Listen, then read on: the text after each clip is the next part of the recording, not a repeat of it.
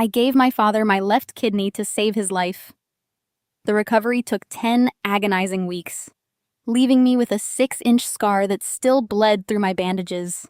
Yet, at our family Thanksgiving dinner, my mother stood up, tapped her crystal champagne glass, and looked right past me. She raised her drink to my sister and proudly announced to a room of 20 relatives that my sister was the hero who saved my father's life by raising $250,000 online.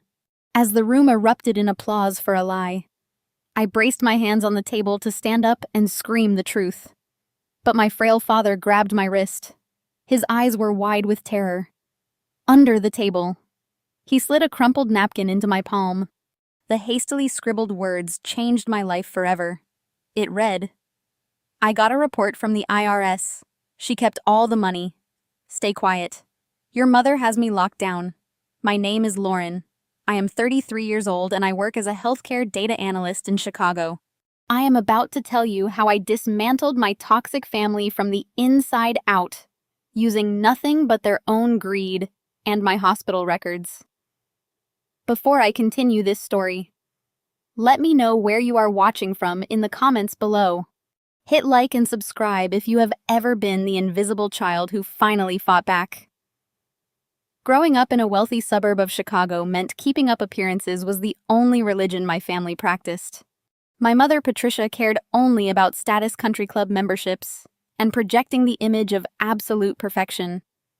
My younger sister, Brittany, was her ultimate masterpiece.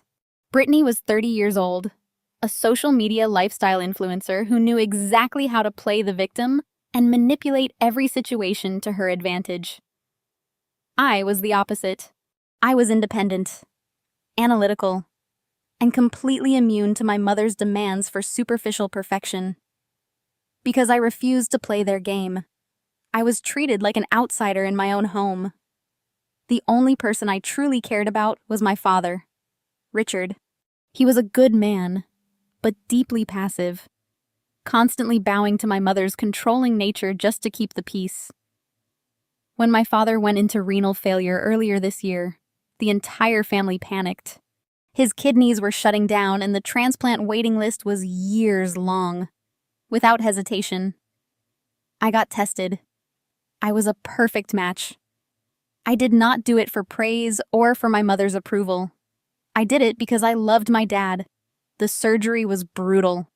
They removed my left kidney, leaving me with a deep, jagged incision across my lower abdomen. The recovery was supposed to be supported by family, but my mother told me she simply could not spare the time to help me at my apartment because she was too busy managing my father's post-operative care. For 10 weeks, I suffered alone. I struggled to stand up to cook for myself to manage my pain.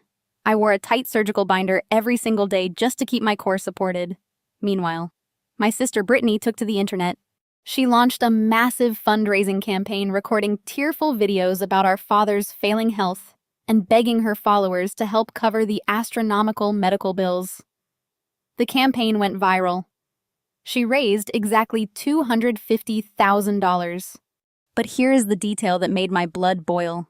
My premium corporate health insurance covered every single cent of the transplant. My father did not owe the hospital a dime. I knew this because I was the donor, and I processed healthcare data for a living. I assumed Brittany was raising the money to help cover his long-term at-home care or expensive anti-rejection medications. I had no idea how dark the truth actually was. That brings us to Thanksgiving. It was my first time back at the family mansion since the surgery. I sat at the long dining table surrounded by 20 aunts, uncles, and cousins. I was in intense physical discomfort. The surgical binder was digging into my fresh scar, and I could feel a slight dampness where the incision was still weeping blood. I shifted in my seat, wincing just as my mother stood up at the head of the table. She tapped her silver fork against her champagne glass. The lively chatter in the room instantly died down. She looked radiant in her expensive designer dress, projecting the image of a resilient matriarch. "I want to take a moment to reflect on everything we have to be thankful for this year," my mother said, her voice dripping with artificial emotion. "As you all know, Richard nearly left us. It was the most terrifying period of our lives. But we were saved. We were saved by the tireless, selfless dedication of my beautiful daughter. She extended her glass toward Brittany. Brittany sat there wearing a brand new designer outfit, holding hands with her husband, Jamal. Jamal is a 32-year-old African-American city councilman who recently launched a high-profile re-election campaign. He smiled proudly at his wife, completely unaware that the woman he married was a fraud. To Brittany, my mother continued loudly. You stayed up night after night organizing that fundraiser. You carried the emotional weight of this entire family on your shoulders.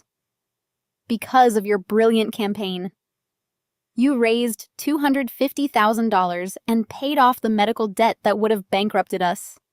You saved your father's life. We owe you everything. The dining room erupted into applause. My aunts and uncles murmured words of praise.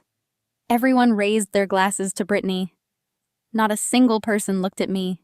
Not one relative acknowledged the woman sitting right there wearing a medical corset who had actually been cut open on an operating table. Brittany smiled humbly, playing the perfect martyr, soaking up the validation she had stolen directly from my bleeding body. A hot, suffocating rage rose in my chest. My vision tunneled. The sheer audacity of my mother to erase my physical sacrifice just to elevate her golden child was sickening. I placed both hands flat on the edge of the mahogany table, gritting my teeth against the searing pain in my abdomen. I was going to stand up. I was going to rip my shirt open, show them the bloody bandages, and scream the truth until the crystal glasses shattered. But before I could lock my knees and rise, a trembling hand clamped down hard on my wrist. It was my father. He was sitting to my left, looking shockingly frail in a loose gray sweater. I looked over at him, ready to pull my arm away. But the expression on his face stopped me cold. He was not looking at me with his usual passive submission. His eyes were wide with sheer terror.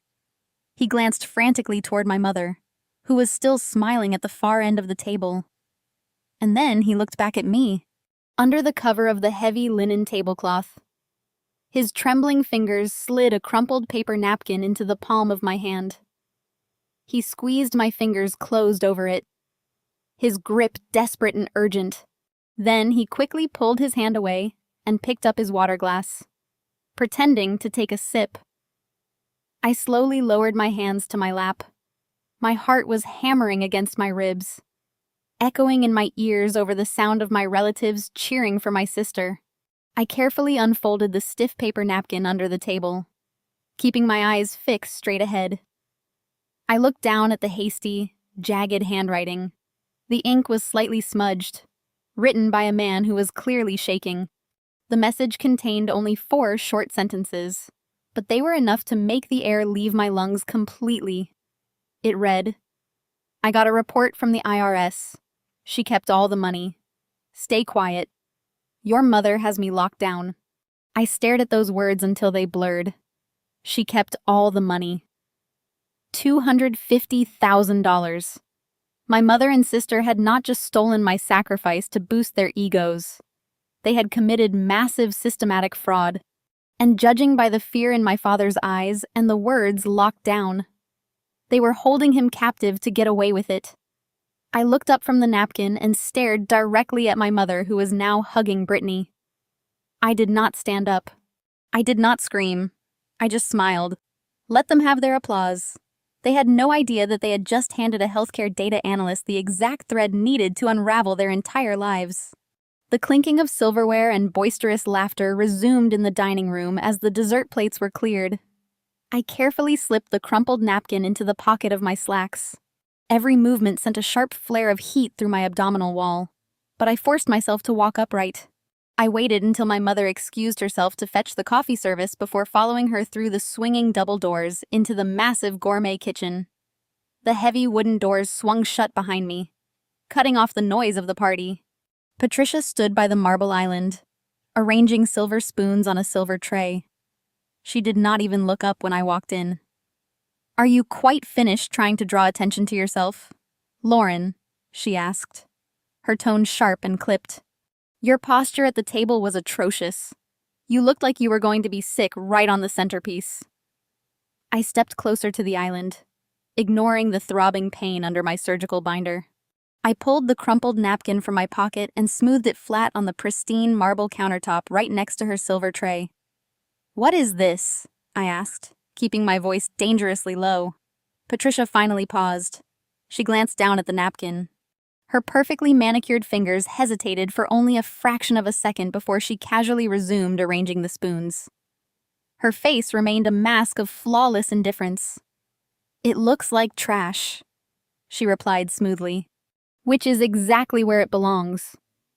"Dad says you have him locked down," I pressed, leaning forward. "He says Brittany kept the $250,000. The IRS sent a report. You committed fraud, Mom. My insurance covered every penny of that transplant. I know because I am the one who gave him the kidney. And I know how the billing works." Patricia set down the last spoon. She slowly turned to face me. There was no panic in her eyes. There was no guilt. There was only pure, unadulterated contempt. "You listen to me, you jealous, unstable spinster," she hissed, stepping into my personal space. Her voice was a venomous whisper designed to stay within the walls of the kitchen. "You have spent your entire life trying to ruin your sister's spotlight. You are 33 years old, living alone in a sterile apartment, staring at spreadsheets all day. You have no husband. You have no children. You have absolutely nothing to be proud of except this one desperate act of martyrdom." My breath caught in my throat. The sheer cruelty of her words felt like a physical blow, but I refused to break eye contact. "You think handing over an organ entitles you to run this family?" she continued, her eyes flashing with malice. "You think it makes you special? It does not. Brittany is the heart of this family. She sacrificed her time, her image, and her emotional well-being to organize that campaign. Do you have any idea how exhausting it is to manage public relations during a medical crisis? That money was compensation for her trauma. It is securing her future compensation," I repeated, feeling a sickening wave of realization. "You let her steal $250,000 from strangers who thought they were saving a dying man.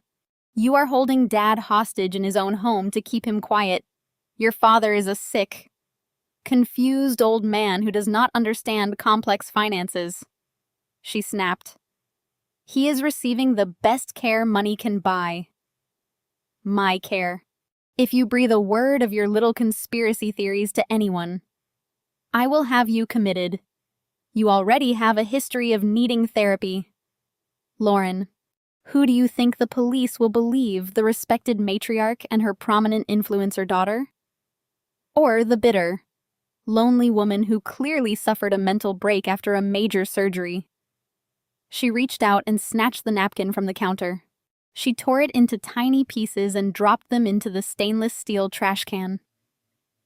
"You are going to walk back out there," she commanded, pointing a long acrylic nail at my chest. "You are going to smile. You are going to congratulate your sister. And then you are going to go back to your miserable little life and stay out of ours." I stood frozen. The physical pain in my stomach was nothing compared to the chilling realization of exactly who my mother was. She was not just a narcissist. She was a calculated criminal willing to destroy her own husband and daughter to protect her golden child. Before I could formulate a response, the kitchen doors swung open. "Hey, Patricia, do you need any help with the coffee?" The heavy tension in the room instantly evaporated. Jamal walked in wearing a sharply tailored navy suit. At 32, he possessed a natural charisma that made him incredibly successful in local politics. As a city councilman running for a highly contested re-election, he carried himself with an effortless, commanding warmth. He was a genuinely good man, a stark contrast to the viper pit he had married into. Patricia immediately transformed. Her face softened into a bright, welcoming smile. "Oh, Jamal, sweetheart." "No," I have it completely under control. Lauren and I were just having a quiet moment catching up. Jamal smiled warmly and walked over to us. He placed a gentle hand on my shoulder. Careful not to jostle me. Lauren, I am so glad I caught you alone for a second, he said. His deep voice was filled with absolute sincerity. I really wanted to thank you. I stared at him, trying to process the whiplash of the shifting atmosphere. Thank me for what? For being such an incredible rock for Brittany, he said, looking at me with nothing but admiration. I know the surgery was hard on you, but Brittany has been an absolute wreck these past few months. Organizing that GoFundMe, dealing with the hospital billing department, negotiating with the collection agencies. It completely drained her. She was up until 3 o'clock in the morning crying over those hospital invoices. I felt the floor drop out from under me. I looked at Jamal, recognizing the absolute truth in his eyes. He believed every single word he was saying.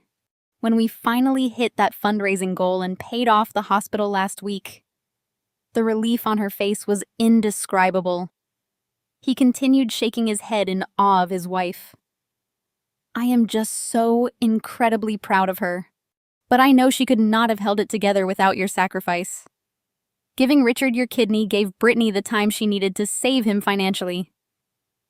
You are a hero. Lauren. I glanced past Jamal. Patricia was watching me like a hawk, her eyes daring me to speak. In that fraction of a second, the entire puzzle snapped together in my analytical mind. Jamal was clean. He was a rising political star, an African-American man who had built his career on a platform of transparency and community trust. Brittany had not just lied to the internet and to our father. She had lied to her own husband. She had manufactured a fake crisis, fabricated fake hospital invoices, and convinced the man she slept next to that she was a savior. Jamal thought the $250,000 went directly to the hospital. He had absolutely no idea the money was sitting in his wife's bank account. The sheer scale of the deception was breathtaking. If Jamal knew the truth, it would destroy his marriage. If the public found out, it would destroy his political career. Brittany had tied an anchor of federal fraud around her innocent husband's neck. I looked back at Jamal, forcing my facial muscles to relax. I swallowed the bile rising in my throat and gave him a soft, convincing smile. You are welcome.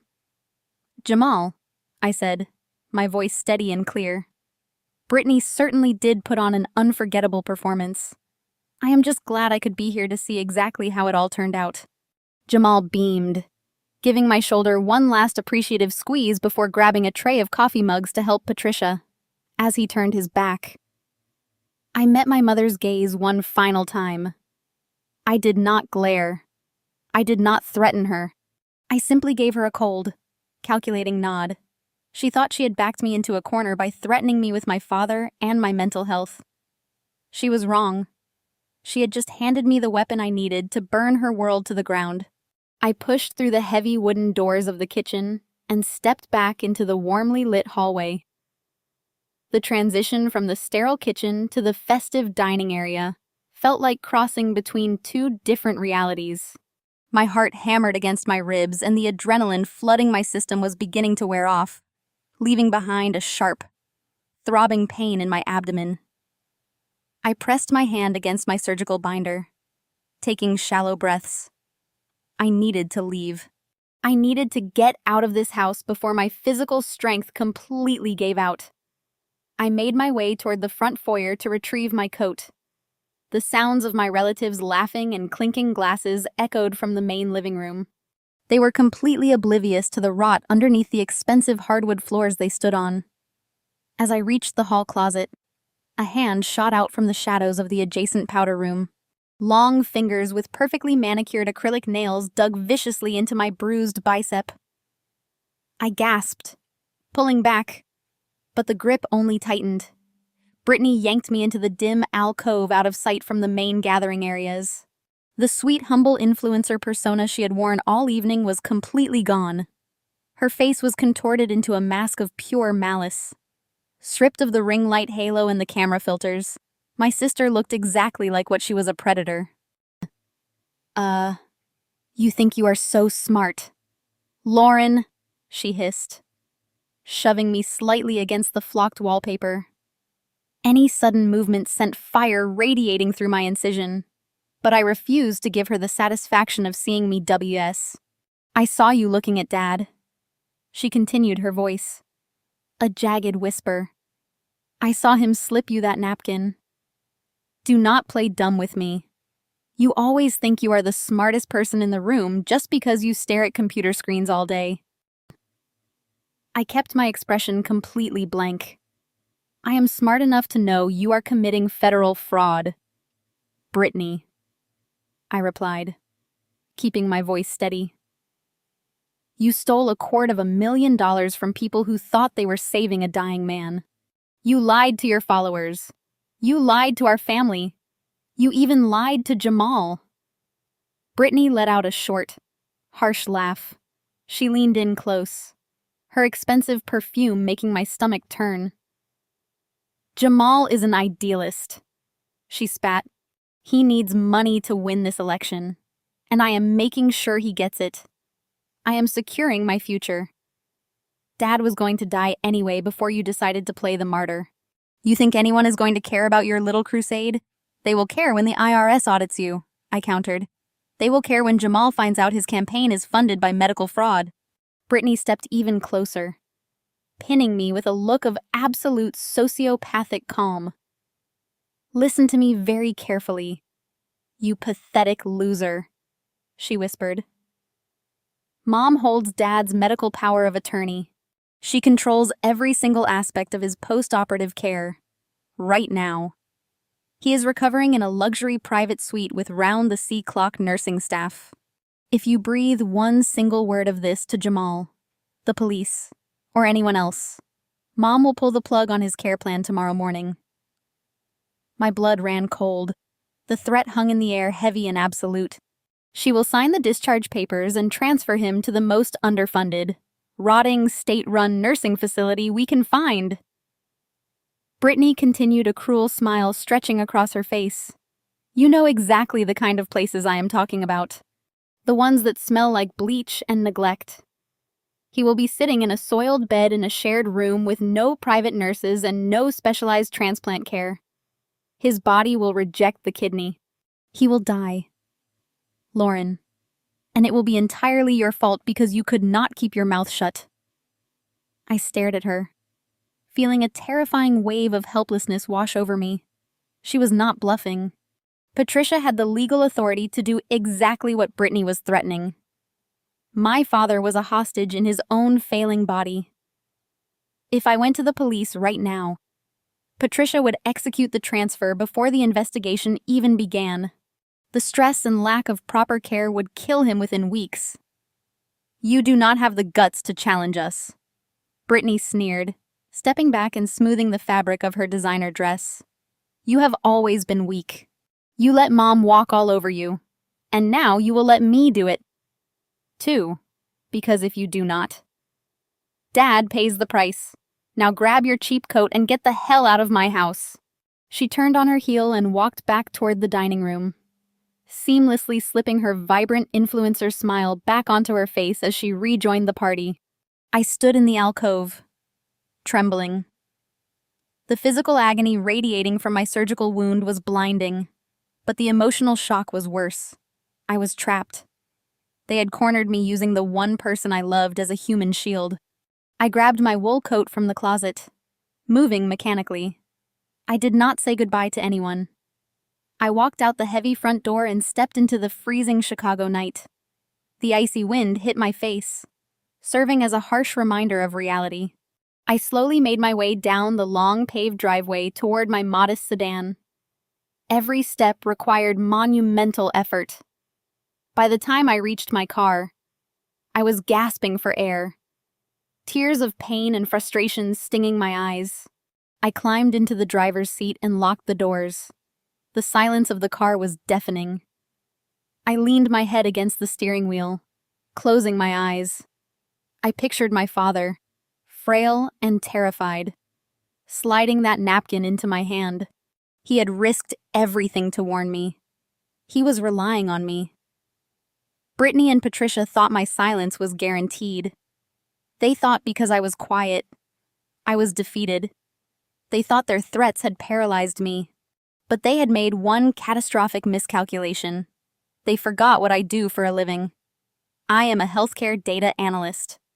I spend my days navigating the most complex, secure digital infrastructures in the world. I track billing codes, trace medical supply chains, and audit insurance claims. I know exactly how hospitals process payments. I know how to follow digital footprints through the labyrinth of corporate healthcare networks.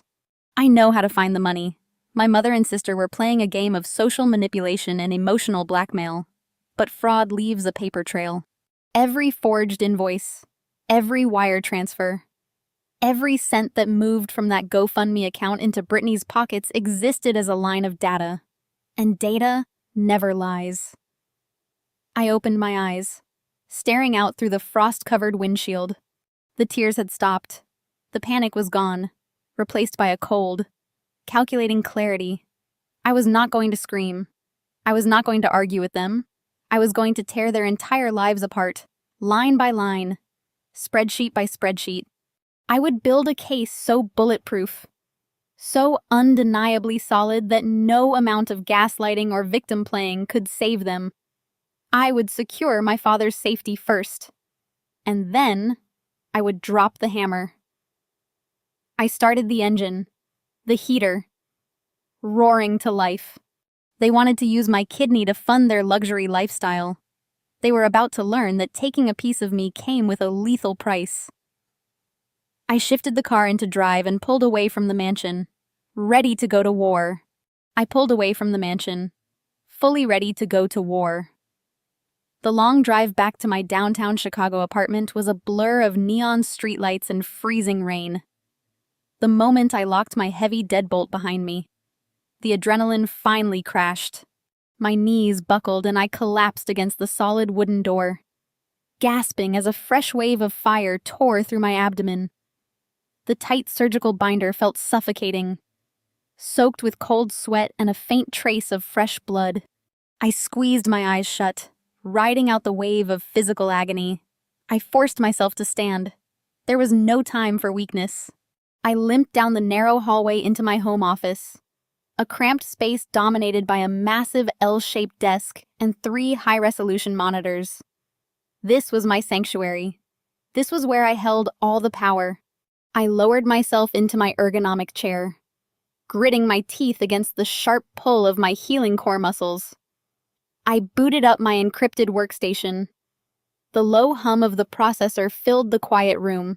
I brewed a strong pot of black coffee and set the steaming mug beside my keyboard. As a living organ donor, my medical file was intrinsically, legally, and permanently linked to my father's recipient file. The hospital protocol mandated absolute transparency for transplant pairs, ensuring both parties understood the comprehensive financial and medical scopes of the highly invasive procedure. Patricia and Brittany clearly did not understand how interconnected the digital healthcare landscape truly was. They operated on outdated assumptions.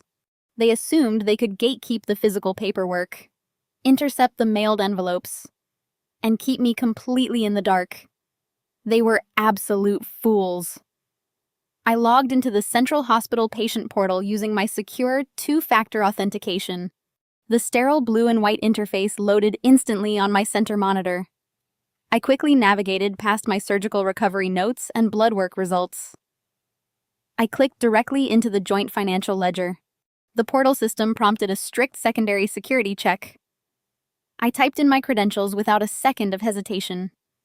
The screen populated with rows upon rows of billing codes, insurance adjustments, and provider fees.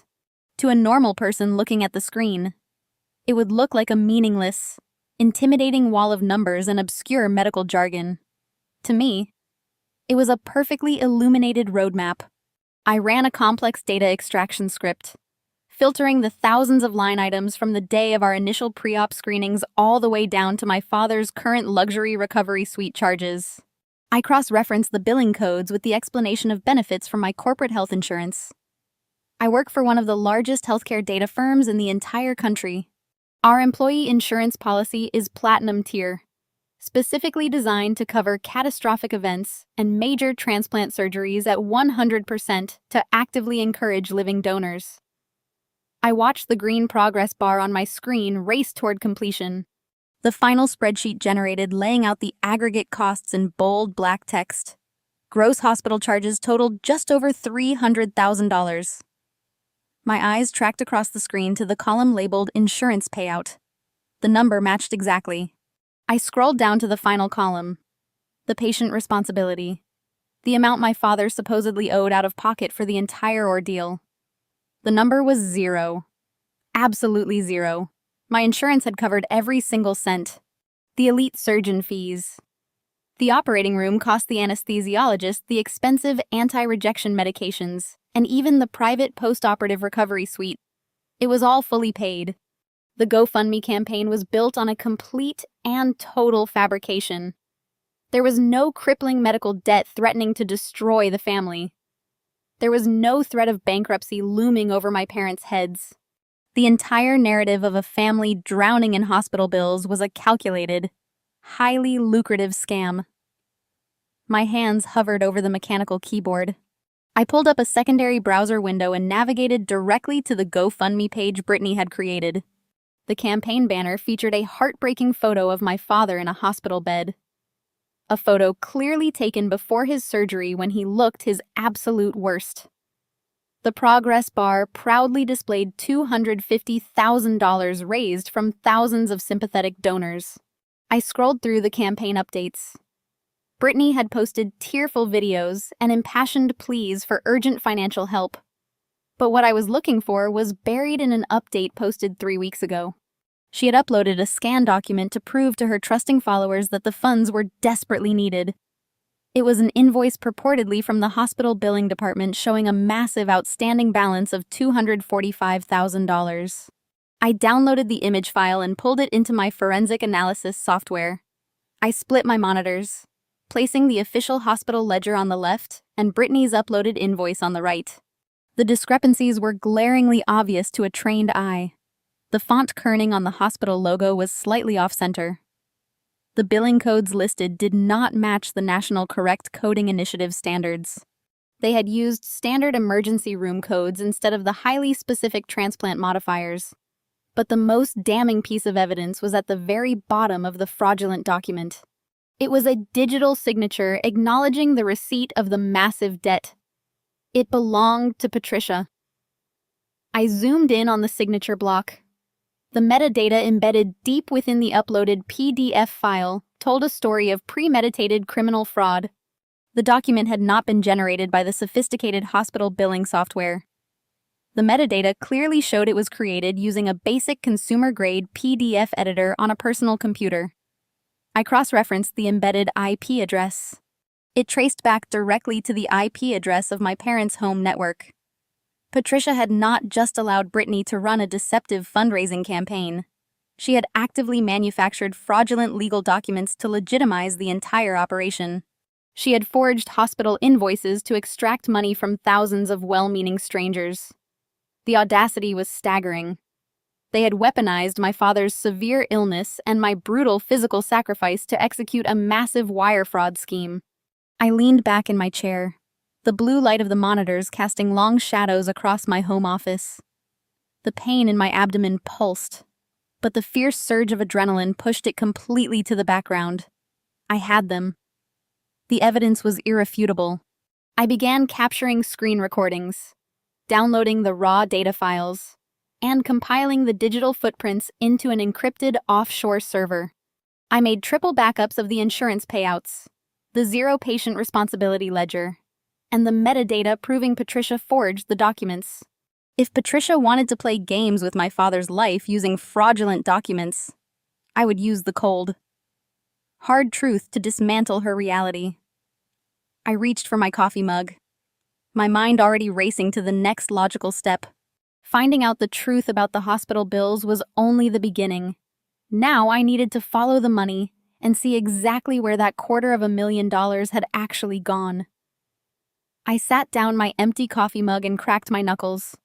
The hospital portal was closed and securely backed up to my offline server.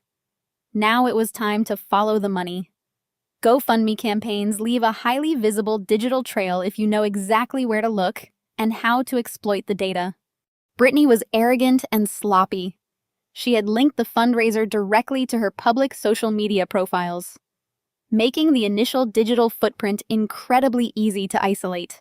I opened a secure terminal on my left monitor and ran a reverse lookup on the routing numbers associated with the massive campaign withdrawals. I expected to see the funds routed directly into my sister's personal checking account. I assumed she would simply transfer the money and start swiping her debit card at luxury boutiques. But as the financial data populated my screen, I realized Patricia had clearly instructed her to be more cautious. The funds did not drop into a standard personal account because a sudden influx of $250,000 would immediately trigger automated tax flags and banking alerts. Instead, the $250,000 was wired in 3 massive trenches to a corporate business account. I pinged the Illinois Secretary of State Public Business Database using a proxy server to mask my location. I typed in the routing destination and waited for the query to return a match. The results flashed on my screen, and the name of the corporate entity made my stomach churn with absolute disgust. The money had landed in a limited liability company registered just 4 months ago, perfectly coinciding with my father's kidney failure diagnosis. The name on the digital registry was the Hope Foundation, LLC. They had actually named their fraudulent shell company the Hope Foundation. The sheer audacity was nauseating. I pulled the registration documents to view the corporate officers. The registered agent and primary owner was Brittany. The secondary authorized signatory was Patricia. They had set up a classic shell company designed specifically to funnel charity money and mask their personal spending. It was a sophisticated money laundering operation executed by a superficial influencer and a status-obsessed suburban housewife. I needed to see exactly how they were spending the stolen funds. I managed to bypass the primary banking firewall using a known back-end vulnerability that I frequently encountered during my routine hospital audits. Within minutes, I gained read-only access to the Hope Foundation financial ledger. I downloaded the transaction history and imported it into my data analysis software. I watched the stolen money bleed out line by line. The vanity purchases were glaringly obvious. There was a $30,000 outgoing wire labeled as a down payment to a luxury car dealership, matching the exact price of the brand new Tesla Brittany was currently driving. There were multiple transactions totaling $10,000 sent to high-end designer boutiques in downtown Chicago, confirming the source of the extravagant gown she wore to Thanksgiving dinner. There were expensive restaurant charges, spa visits, and 5-star hotel bookings. But those self-indulgent expenses barely scratched the surface. They did not account for the bulk of the missing funds. I ran a sorting algorithm, organizing the spreadsheet by transaction amount from highest to lowest. The screen refreshed, and my eyes locked onto a single massive outgoing wire transfer executed just 2 weeks ago. The amount was exactly $150,000. It was a staggering sum of money to move in a single digital transaction. I looked at the receiving institution. It was not a car dealership or a luxury real estate agency. It was sent to a specialized financial institution that exclusively managed political campaign funds and electoral war chests. My heart rate spiked as a terrifying realization began to form in my mind. I quickly traced the destination routing number to find the exact beneficiary of the massive transfer. The receiving account belonged to a registered political action committee. I leaned close to my monitor, reading the registered name of the political action committee aloud to the empty room. Citizens for Jamal. I sat back in my ergonomic chair, completely stunned by the sheer magnitude of their reckless stupidity.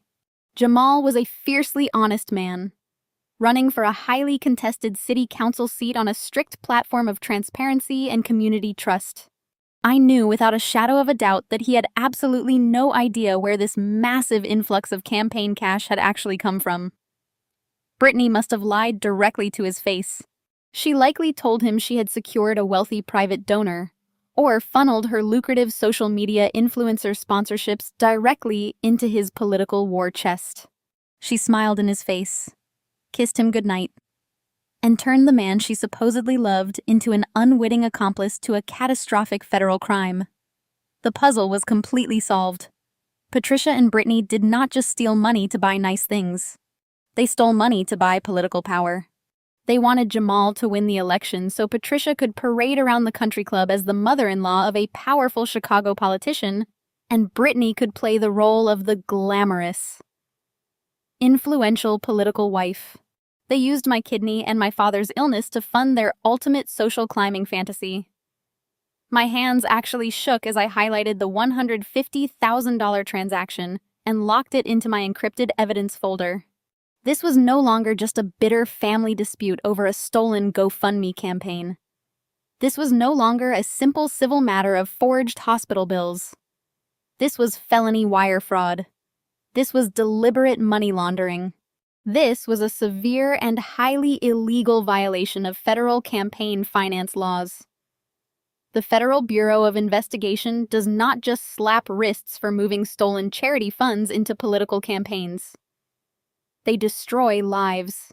They seize assets. They hand down lengthy federal prison sentences. Patricia thought she had trapped me by threatening to move my father to a substandard nursing home. She thought she held all the leverage because she controlled his medical power of attorney. But looking at the explosive federal evidence glowing on my monitors, I realized she was completely defenseless.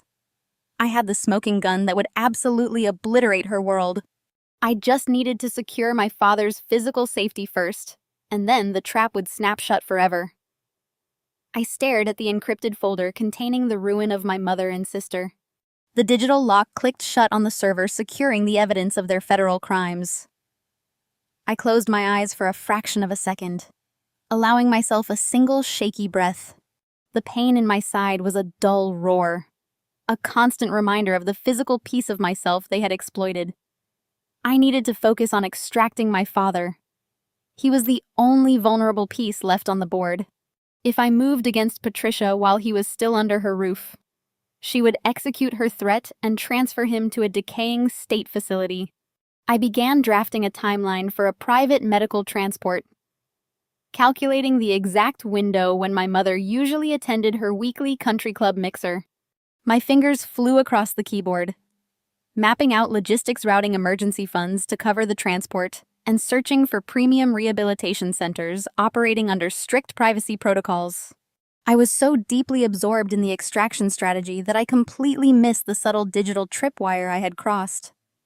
When I accessed the joint medical ledger through the hospital portal, I had used my legal credentials as the living donor. What I failed to consider was the automated notification system built into the hospital's privacy compliance software.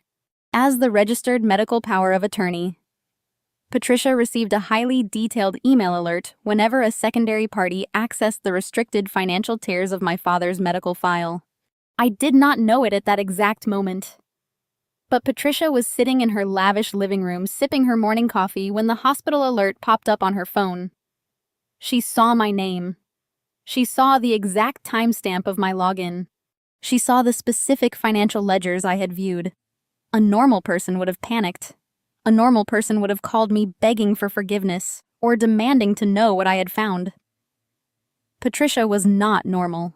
She was a tactical predator. She immediately recognized the existential threat I posed to her carefully curated life. Instead of confronting me directly, she chose a method designed to completely paralyze me. She knew exactly where I worked. She knew how incredibly strict my healthcare data firm was regarding patient privacy and data security.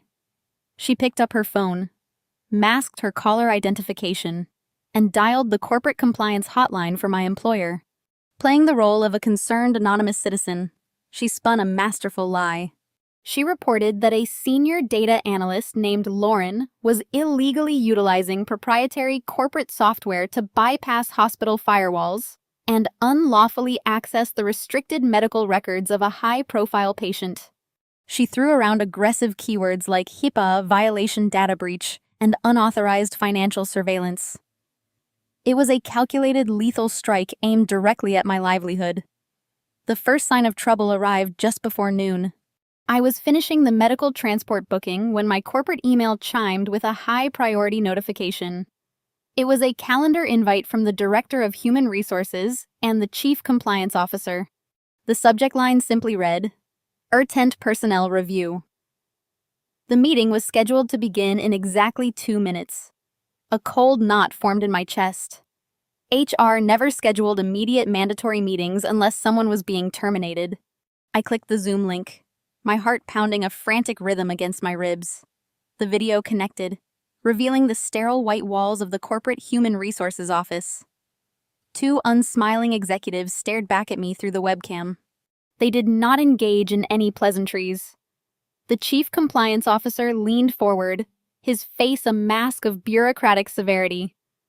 He informed me that the company had received a highly credible anonymous tip just an hour ago. The tip alleged that I had committed a gross violation of the Health Insurance Portability and Accountability Act. They accused me of utilizing company hardware to illegally access and download the restricted medical and financial files of an external patient without proper medical authorization. I sat frozen in my ergonomic chair. I immediately tried to defend myself. I kept my voice steady, explaining that the patient in question was my own father. I stated clearly that I was his living organ donor and that I possessed full legal authorization to view our joint medical billing ledgers through the standard patient portal. I told them I was simply reviewing my own insurance explanations of benefits. The HR director shook her head, her expression entirely unsympathetic. She stated that while I might have personal portal access, the anonymous tip specifically alleged I used proprietary corporate data scraping tools to bypass standard hospital security measures, because our firm handled sensitive contracts with that exact hospital network. Any allegation of a data breach had to be treated as a catastrophic liability. They could not simply take my word for it. They had to launch a full-scale forensic audit of my workstation, my network traffic, and my recent data queries to ensure the company was not exposed to federal lawsuits. Until that comprehensive investigation was completed, they had no choice but to neutralize the potential threat. The HR director delivered the final blow with chilling efficiency. Effective immediately. I was suspended from my position without pay. I was ordered to cease all work activities and prohibited from contacting any clients or colleagues. Before I could even formulate another sentence to protest the suspension, my work monitor went completely black. The company IT department had executed a remote lockout. My corporate email, my internal messaging channels, and my secure databases were completely wiped from my system. The Zoom call abruptly disconnected, leaving me staring at my dark reflection in the dead monitor. The silence in my apartment was deafening. I sat alone in my home office, the pain in my surgical wound radiating outward, matching the sickening realization of what had just happened. Patricia had not just retaliated. She had surgically dismantled my entire professional life in less than a morning. She had severed my income, destroyed my professional reputation, and tied me up in a potentially devastating federal compliance investigation. She wanted me broke, terrified, and entirely focused on my own survival so I would not have the strength or the resources to come after her. She had played her hand brilliantly, using the very system I relied on against me. I was now a suspended, unpaid analyst, facing severe professional ruin. I sat in the dim light of my home office, listening to the silence of my apartment. The sudden violent severing of my digital lifeline left me entirely adrift. My corporate laptop sat useless on the desk, a heavy brick of dead metal and glass, without my salary. I could not afford the expensive rent on this downtown Chicago apartment for more than a few months. Without my professional reputation, I would never be hired in the healthcare data analytics field again. Patricia knew exactly where to strike to paralyze me completely. She had calculated that an unemployed, disgraced woman facing a federal compliance investigation would possess zero credibility. A sharp, agonizing cramp seized my abdomen, pulling me out of my spiraling thoughts. I gasped, clutching the edge of the heavy desk. The sudden surge of stress had caused my core muscles to contract violently against the fresh kidney extraction site. I looked down at my gray sweatpants. A fresh dark stain was blooming through the thick fabric of my surgical binder. The incision was weeping blood again. I forced myself out of the ergonomic chair, my legs trembling under my own weight.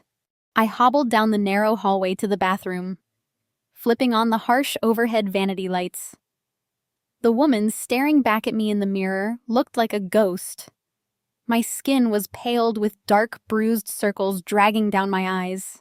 I carefully unfastened the Velcro straps of the surgical corset, wincing as the fabric pulled away from the raw skin. The 6-inch jagged red scar stretching across my lower stomach looked inflamed and angry.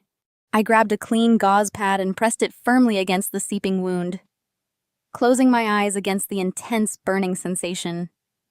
This was my reward for trying to save my father's life. I was bleeding alone in a silent apartment, suspended from my career and framed as a criminal by the very woman who gave birth to me. Patricia and Brittany had successfully neutralized me. They had cornered me in a space where speaking out would destroy my father, and staying quiet would mean accepting my own total destruction. They wanted me to feel small. They wanted me to feel exactly like the helpless, unloved daughter I was growing up. The isolation was absolute. I had no husband to lean on, no siblings who cared, and a father who was currently locked away as a literal hostage in a luxury rehabilitation suite. I sank to the cold tile floor of the bathroom, holding the bloody gauze to my side. The walls of the apartment felt like they were closing in, crushing the remaining breath out of my lungs. For a long, terrifying hour, I let the darkness win. I let the pain and the betrayal wash over me in freezing, suffocating waves. But as the blood slowly clotted beneath the fresh bandages, a different kind of sensation began to take hold. It started as a tiny spark of defiance deep in my chest and rapidly ignited into a blazing, uncontrollable inferno. I was not that helpless little girl anymore. I was a highly trained data analyst who had just secured the digital equivalent of a nuclear bomb. Patricia had severed my corporate network access, but she forgot one crucial detail. My offline server was completely independent of my employer's hardware. I pushed myself off of the bathroom floor, ignoring the lingering ache in my side. I walked back into the office and bypassed the dead corporate laptop. I powered on my personal encrypted desktop tower. The screen flared to life, displaying the heavily secured offshore server where I had meticulously stored every single piece of evidence. I did not need my company to destroy Patricia and Brittany. I only needed a printer. I loaded the tray of my high-capacity laser printer with a fresh ream of paper and hit execute. The machine hummed to life, churning out page after page of undeniable truth. I watched the physical manifestation of their federal crimes pile up in the output tray. The zero hospital ledger proving my insurance covered everything. The forged out-of-pocket medical invoices bearing Patricia's digital signature. The bank routing numbers tracking the stolen $250,000 from GoFundMe straight into the Hope Foundation shell company. The final damning wire transfer of $150,000 funneled directly into Jamal's political action committee. I stacked the papers into neat, pristine piles across the surface of my desk. A normal person would have grabbed these files and driven straight to the nearest police precinct. I wanted to do exactly that. I wanted to watch the authorities kick down the door of that suburban mansion and drag my mother out in handcuffs. But my analytical mind slammed the brakes on my impulsive rage. If I went to the police right now, the bureaucratic machine would move far too slowly. Investigators would need days, perhaps weeks, to verify the financial documents and secure warrants. Patricia would be notified the moment the inquiry began. The very first thing she would do to retaliate would be executing her threat against my father. She held his medical power of attorney. She could legally sign him out of his premium care suite and dump him into a neglectful state-run facility before the police even finished their preliminary interviews. His compromised immune system would never survive the shock. I could not drop the hammer until Richard was completely out of the blast radius. I needed an airtight extraction plan. I needed to physically remove my father from her grasp strip, her of that medical leverage, and secure him in a location she could never access. Only then could I unleash this avalanche of evidence. I grabbed a red marker and began drawing a tactical timeline on my whiteboard. The counterattack had officially begun. I spent the night mapping out extraction logistics on my whiteboard. By sunrise, I had a timeline, but zero sleep. My incision burned, reminding me of the physical toll this war was taking. I brewed coffee and sat heavily on my couch, turning on the television. I flipped to the local morning news. What I saw made the ceramic mug slip from my fingers and shatter against the hardwood floor, splashing hot coffee across my ankles. Sitting perfectly poised on the plush studio couches of Good Morning Chicago was my sister, Brittany. Jamal sat close beside her, holding her hand, looking like the ultimate supportive political husband. The chyron flashing across the screen read, "Local influencer raises $250,000 to save father's life." The morning show host leaned forward and asked Brittany how she managed to shoulder such an immense emotional and financial burden. Brittany executed a flawless television performance.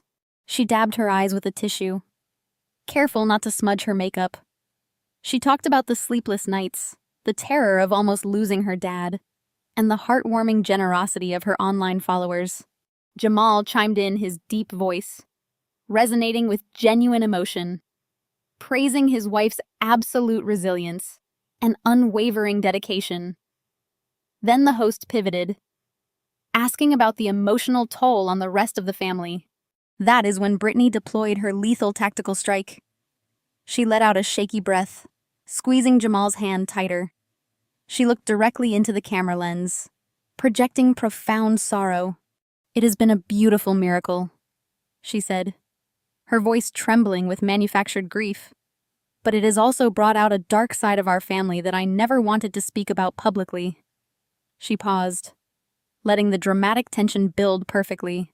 Jamal looked at her with mild concern, clearly unaware of what she was about to say to the entire city. "My older sister, Brittany," continued, a single tear escaping her eye. "She has struggled with severe mental health issues for years. We have tried everything to help her, but when she saw the financial success of the fundraising campaign, something inside her completely snapped. She became deeply jealous. Now she is actively trying to extort us, demanding we give her the charity money or she will spread malicious lies to ruin my husband's political campaign." I sat frozen, staring at the screen in absolute disbelief. The sociopathic brilliance of her maneuver was staggering. She was actively discrediting me before I could even blow the whistle. By publicly branding me as an unstable, greedy extortionist, she was building an impenetrable wall of deniability around her massive fraud. If I went to the press now, I would just look like the crazy, jealous sister fulfilling Brittany's exact prophecy. The host gasped, expressing profound sympathy, while Jamal looked stunned but fiercely protective, putting his arm around his weeping wife. Before the broadcast even cut to a commercial break, my cell phone vibrated violently against the coffee table. Then it buzzed again and again, within 60 seconds. My phone was a non-stop cacophony of incoming notifications. I picked it up, my hands shaking with a mixture of residual shock and white-hot rage.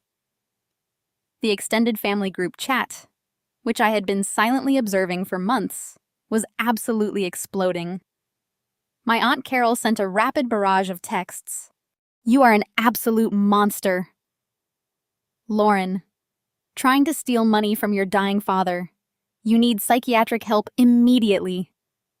My Uncle Greg chimed in, calling me a greedy sociopath who was officially dead to the My Uncle Greg chimed in, calling me a greedy sociopath who was officially dead to the entire extended family.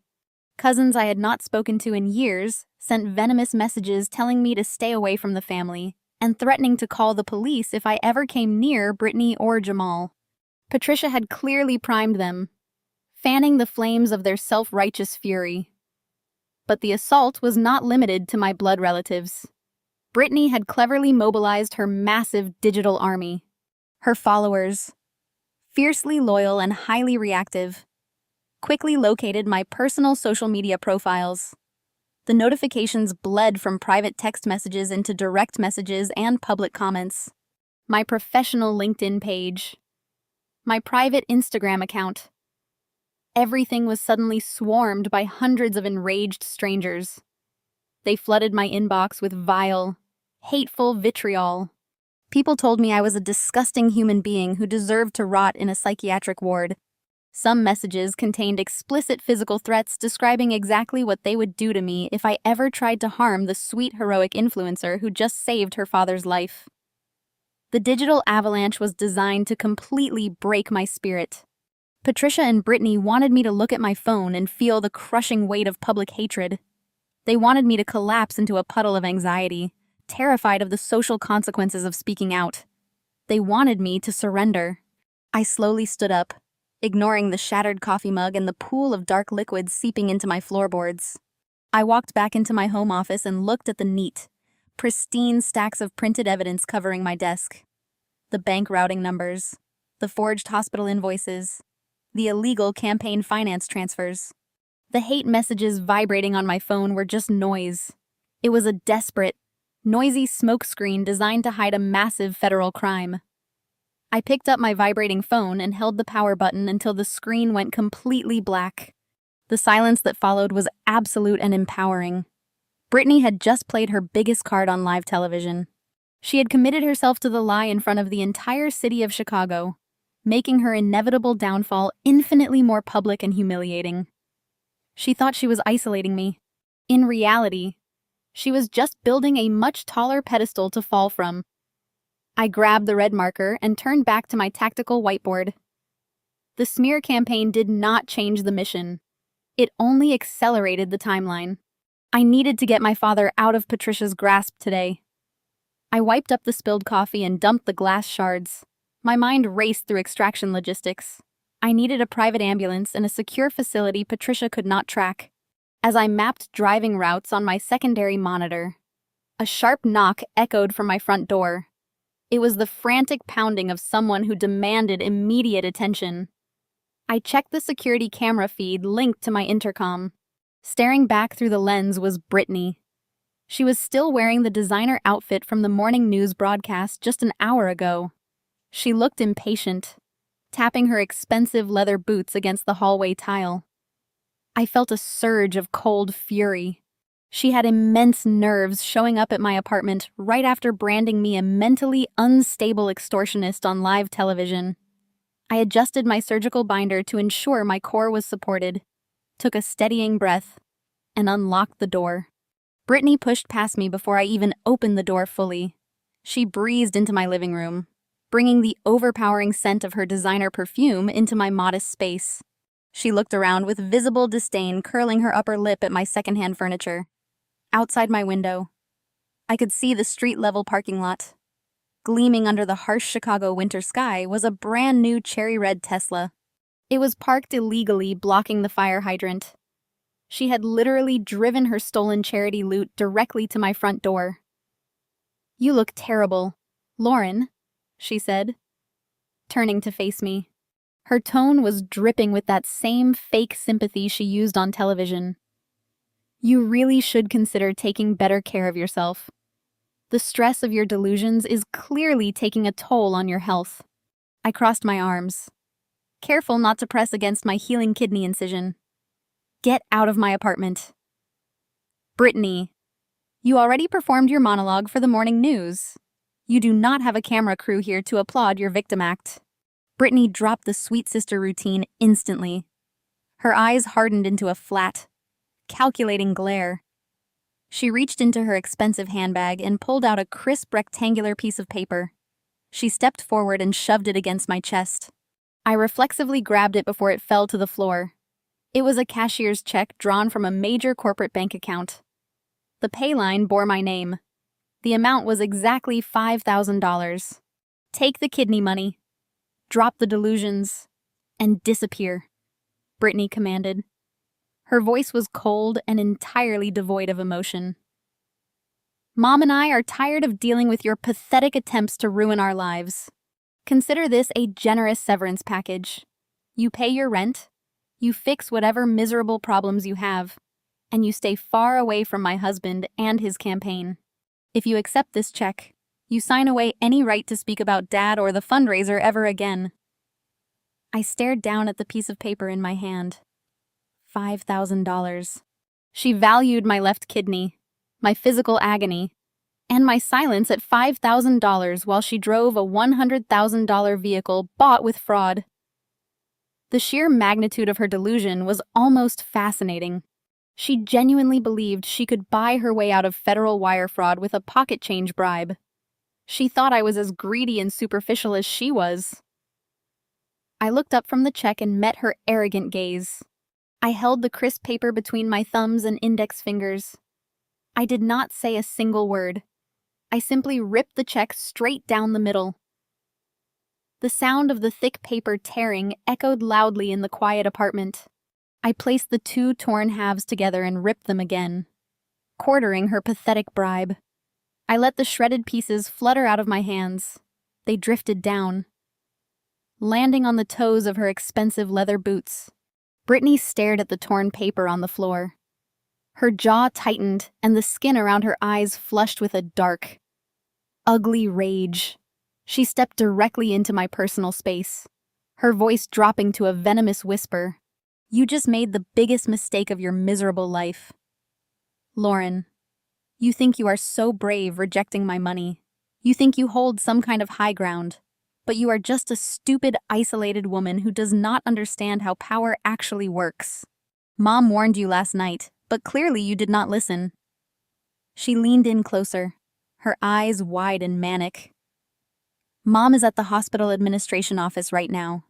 She is actively processing the medical discharge paperwork. We found a place for Dad. It is a severely underfunded state-run care home on the far south side of the city. The place is an absolute nightmare. They have massive staff shortages, critical health code violations, and a notorious reputation for patient neglect.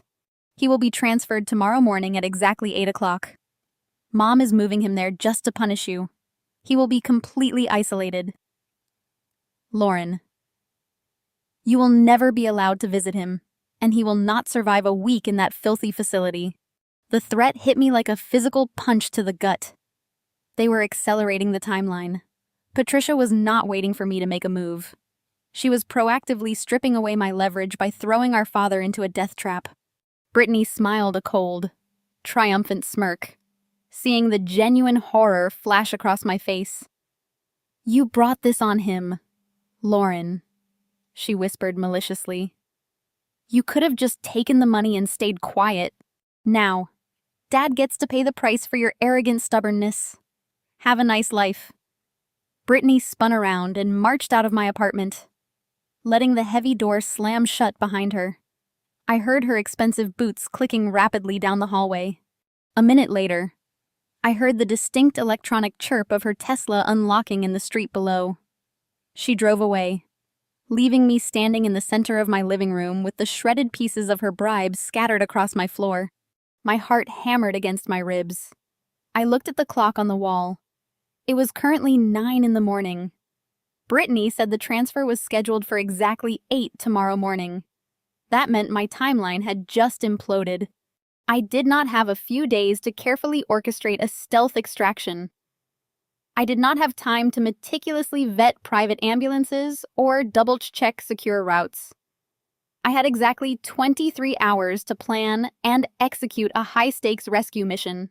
If I failed to get my father out of that luxury rehabilitation suite before Patricia arrived with the state transfer documents, He would be condemned to die in a decaying ward. The stakes had reached an absolute boiling point. I rushed back into my home office, ignoring the burning pain in my side. I grabbed my phone and began dialing. I quickly grabbed my personal cell phone and began dialing. My first emergency call was not to the police. The local authorities would require days to secure a warrant. And the moment a uniform walked into that luxury rehabilitation center, my mother would execute the transfer order. I needed allies who operated inside the healthcare machine. I dialed the direct private office line of Dr. Harrison Reed. He was the lead transplant surgeon who had performed the grueling extraction on my body and successfully implanted my kidney into my father. He fiercely protected his patient's post-operative recovery. I used my status as a living donor to bypass the receptionist and get patched through immediately. When Dr. Reed answered, his voice was sharp and clinical, demanding to know my symptoms. I told him my father was in imminent danger. I explained that Patricia was actively processing paperwork to remove him from the premium post-operative suite and dump him into a severely underfunded state-run nursing facility on the south side of Chicago simply to punish me. Moving a transplant patient 10 weeks into recovery was essentially a death sentence. The risk of opportunistic infection and organ rejection would skyrocket. He demanded to know why Patricia would authorize such a catastrophic medical decision. I gave him data. I sent a secure encrypted link to his email containing the forged hospital invoices bearing his own department's letterhead alongside the zero patient responsibility ledger. He opened the files and recognized the forgery, immediately noting that the diagnostic codes were completely wrong for a renal transplant. I told him my sister used them to raise $250,000 online. I could hear his breath hitch. He realized his surgical work and his hospital's reputation were being weaponized to execute a massive financial scam. He promised to lock down my father's physical room, restricting visitor access under the guise of an infection control protocol to buy me a few hours. But a locked door would not stop Patricia from executing a legal transfer. I needed a bigger hammer. I ended the call and dialed the corporate fraud division of my health insurance provider, demanding to speak directly with Special Investigator David Ross. David was a ruthless veteran auditor who had spent his entire career hunting down syndicate insurance scams and corporate embezzlement. When David answered, I did not waste time with pleasantries. I told him I had a fully documented case of felony wire fraud, money laundering, and forged insurance explanation of benefits documents involving a highly publicized crowdfunding campaign. I transmitted the second encrypted data packet. I included the routing numbers tracking the stolen $250,000 into the shell company and the final transaction funneling the stolen funds into a local political action committee. I scheduled an immediate secure video conference linking both Dr. Reed and Special Investigator David Ross into the same encrypted digital room. I sat in front of my monitors, my surgical binder aching as I laid out the entire conspiracy. I showed the surgeon how his post-operative care plan was being leveraged as an extortion tactic. I showed the fraud investigator how the corporate insurance payouts were being hidden to justify a massive public grift. Both men were absolutely horrified. David Ross leaned close to his webcam, his face tight with professional rage. He confirmed that the documents constituted massive federal offenses. He stated that forging hospital billing records to solicit public donations crossed multiple jurisdictions, including federal wire fraud. Funneling that money into a political campaign elevated the crime to a level that would bring down the Federal Bureau of Investigation. He wanted to freeze the shell company accounts immediately and dispatch a tactical fraud team to the rehabilitation facility. I had to stop him. I stared directly into the webcam and explained the lethal legal trap Patricia had set. My mother held the medical power of attorney. She possessed absolute legal jurisdiction over my father's physical location and healthcare decisions. If David triggered a federal financial freeze right now, Patricia would instantly know I blew the whistle. She would retaliate by pulling my father out of the facility against medical advice before the federal agents could even draft a subpoena. She would sign the release forms, shove him into her car, and dump him at the decaying state facility just to spite me. The bureaucracy of a police raid would be too slow to stop her legal authority as his wife and guardian. Doctor. Reed nodded grimly in agreement on the video feed. He explained to David that the sudden shock of a force transfer would trigger a massive cortisol spike in my father's system, combined with exposure to a less sterile environment. His body would immediately begin rejecting my kidney. He would not survive the week. They were both legally and medically bound by the terrifying reality of the power of attorney. The evidence of fraud was absolute, but Patricia held a dying man as a legal hostage. "We cannot move against her while she holds that piece of paper," David Ross said, his voice heavy with frustration. "We need to sever her legal authority before we can drop these federal charges." I leaned forward in my ergonomic chair. I told them I already had a plan to sever it. Before my father went into surgery, he had secretly signed a revocation of the medical power of attorney, transferring all medical proxy rights to me in the event of financial abuse. He had hidden it because he was terrified of Patricia finding out. I just needed to physically reach him to execute it and formally file it with the hospital administration board. I told Dr. Reed and David Ross to prepare the necessary federal paperwork and clear the medical red tape on their respective ends. I was going to launch a physical extraction mission tomorrow morning and ripped my father right out of her greedy, manipulative hands. I disconnected the encrypted video conference and immediately opened a secure browser window. My first task was securing the physical extraction team. A standard city ambulance would not work. They were bound by strict municipal dispatch protocols and would immediately back down if Patricia or her private security threw a legal fit. I needed a private specialized medical transport unit. I accessed a high-tier medical logistics database and found a private extraction firm that catered to high-net-worth clients requiring discreet, secure medical transfers. I dialed their emergency dispatch number and wired a $10,000 retainer directly from my personal savings account. It was a massive financial hit, but I did not hesitate for a fraction of a second. My father's life was worth infinitely more than numbers on a screen. The transport coordinator was a former military medic named Carter. I briefed Carter on the exact medical parameters.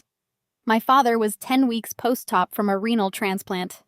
He required strict infection control protocols, a sterilized transport environment, and specialized lifting techniques to avoid tearing his internal sutures.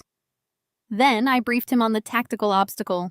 Patricia had converted the entire east wing of her massive suburban mansion into a private recovery suite, guarded by a hired security firm.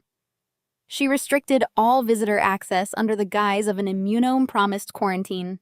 I pulled up Patricia's digital calendar, which I had synced to my phone years ago and never deleted. Her schedule was a rigid monument to her social climbing obsession. Every Tuesday afternoon at exactly 1 o'clock, she attended an elite mixer at her exclusive country club. She never missed it. It was her prime opportunity to parade around and solicit high-dollar donations from wealthy socialites. That gave me a razor-thin 90-minute window. I had to breach the mansion, bypass her private security details, securely load a fragile transplant patient into an ambulance, and vanish before she finished her first glass of champagne. I printed the single most important document of my entire plan. Before the transplant surgery, my father had secretly met with an independent notary. He had been terrified of Patricia completely controlling his medical fate if complications arose. He signed a comprehensive legal revocation, terminating Patricia's medical power of attorney and transferring absolute medical proxy rights directly to me. He cited a history of financial coercion, rendering her guardianship legally void. I folded the heavy notarized document and slipped it into my suit jacket. This piece of paper was my battering ram. It was the absolute legal authority I needed to blast through her security guards. I packed a sterile medical go-bag, grabbed my car keys, and stared at the clock. The countdown had officially started, the next afternoon. The sky over Chicago was a heavy, bruised gray. I sat in the passenger seat of the private medical transport vehicle, my heart pounding a frantic rhythm against my ribs. Carter and his two tactical paramedics sat in the back, checking the sterile gurney and emergency trauma kits. We turned onto the long paved driveway of the mansion exactly at 1:15. Patricia was safely miles away, mingling at the country club, as the heavy transport vehicle rolled up to the wrought iron security gates. Two large men in dark tactical uniforms stepped out of the guardhouse, blocking our path. They held up their hands, signaling us to stop. I jumped out of the vehicle before it even shifted into park, ignoring the sharp pull of my healing kidney incision. The lead guard stepped forward, placing a hand on his radio. He stated that the property was under a strict medical quarantine, and no visitors were permitted without direct authorization from the homeowner. I did not waste time arguing. I pulled the notarized legal revocation from my jacket and shoved it directly against his chest. I kept my voice icy and commanding. I informed him that I held the absolute legal medical power of attorney for the patient inside. I stated that the homeowner, Patricia, was actively under federal investigation for medical fraud and elder abuse. I told the guard that if he delayed this emergency medical extraction for one more second, I would personally ensure he and his security firm were named as criminal accomplices in a federal kidnapping indictment. The guard looked in the heavy notarized seal on the document and then looked at the aggressive private ambulance idling behind me. He swallowed hard. The threat of federal prison broke his loyalty to Patricia instantly. He stepped back and signaled his partner to open the heavy iron gates. We drove straight up to the main portico. Carter and his team deployed the gurney with military precision. I led them through the grand foyer, sprinting toward the east wing of the mansion. We burst through the double mahogany doors into the makeshift luxury medical suite. My father was lying in a motorized hospital bed, looking incredibly pale and fragile. An IV drip was connected to his arm. When he saw me walking through the doors, flanked by paramedics, his eyes widened in absolute shock and immediate relief. I rushed to his bedside, grabbing his frail hand. I told him we were leaving right now and that Patricia could never hurt him again. Tears welled in his eyes as he nodded weakly. Carter and his team moved with incredible speed and care, transferring him onto the sterilized gurney and securing the specialized medical restraints. We rolled him out of the mansion and loaded him into the back of the transport vehicle just as my phone buzzed with an incoming call from Patricia. Her security team had finally alerted her. I declined the call, smiled, and told Carter to hit the gas. I declined the call, smiled, and told Carter to hit the gas. The heavy diesel engine of the transport vehicle roared as Carter slammed his foot on the accelerator. We surged forward, leaving the grand portico of the mansion behind us. The tires gripped the pristine paved driveway, accelerating toward the open wrought iron gates. I sat in the back with the medical team, keeping my eyes locked on the windshield. We were less than 50 yards from the street. An absolute freedom. Then a sleek black Mercedes SUV swerved violently off the main road and blocked the entire exit. The tires shrieked against the asphalt, stopping horizontally across the open gateway. The passenger door flew open. Patricia stepped out. She was still wearing her immaculate country club attire, a tailored white pants suit, and a string of authentic pearls. But her face was twisted into a mask of pure, unhinged rage. She marched directly to the center of the driveway, standing squarely in front of our heavy transport vehicle. She held her hands up, her palms flat, demanding we stop. Carter slammed on the brakes, throwing us forward against our seatbelts. The ambulance shuddered to a halt mere feet from my mother. I did not wait for her to approach the window. I unbuckled my harness, pushed open the heavy rear doors, and stepped down onto the cold pavement. The winter wind whipped across the lawn as I stood between the ambulance and my mother. "What do you think you are doing? Lauren!" Patricia screamed, her voice echoing across the sprawling manicured lawn. Her eyes darted from me to the medical emblem on the side of the vehicle. "You bring him back inside this instant. You have absolutely no right to remove my husband from his home." I crossed my arms over my chest, protecting my surgical binder from the biting cold. I have every legal right. Patricia, I said, keeping my voice deadly calm. I hold his medical power of attorney. He is leaving with me. Patricia let out a harsh, venomous laugh. She took a step closer, her heels clicking aggressively on the driveway. You are a delusional fool, she hissed. I hold his medical proxy. I have the signed paperwork in my safe. The security team has already called the local police. You are going to be arrested for kidnapping a vulnerable patient. You are going to prison. Lauren. I reached into my jacket pocket and pulled out the thick folded document. I snapped it open and thrust it toward her face. Look at the date. Mom, I said. Look at the notary seal. Dad revoked your proxy right before the transplant surgery. He knew exactly what you were capable of doing. This document supersedes your outdated paperwork. You have absolutely zero legal authority over his medical care or his physical location. Patricia snatched the document from my hands. Her eyes scanned the legal jargon, the official stamps, and my father's undeniable signature.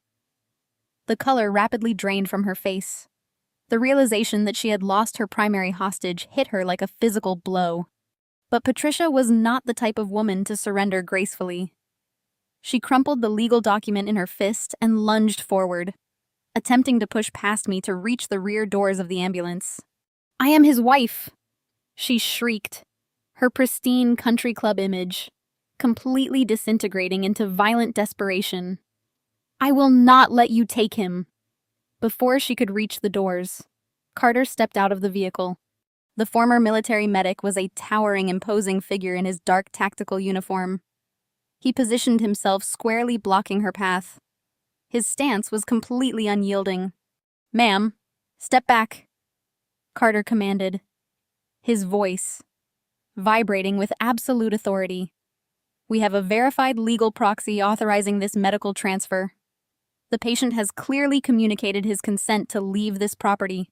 If you attempt to interfere with an active medical transport or lay a hand on my team, I will physically restrain you and press federal charges for endangering a critical care patient. Patricia froze. She looked at the massive paramedic, then glared at me with absolute hatred. I will call my lawyers, she threatened, her voice trembling with rage. I will tie you up in court for years. I will destroy your life, Lauren. I took a step closer to her, dropping my voice to a lethal whisper. Go ahead. Mom, call your lawyers. Call the police right now. Let them come down here. Because the very first thing I will do when the authorities arrive is hand them the forged hospital invoices you signed.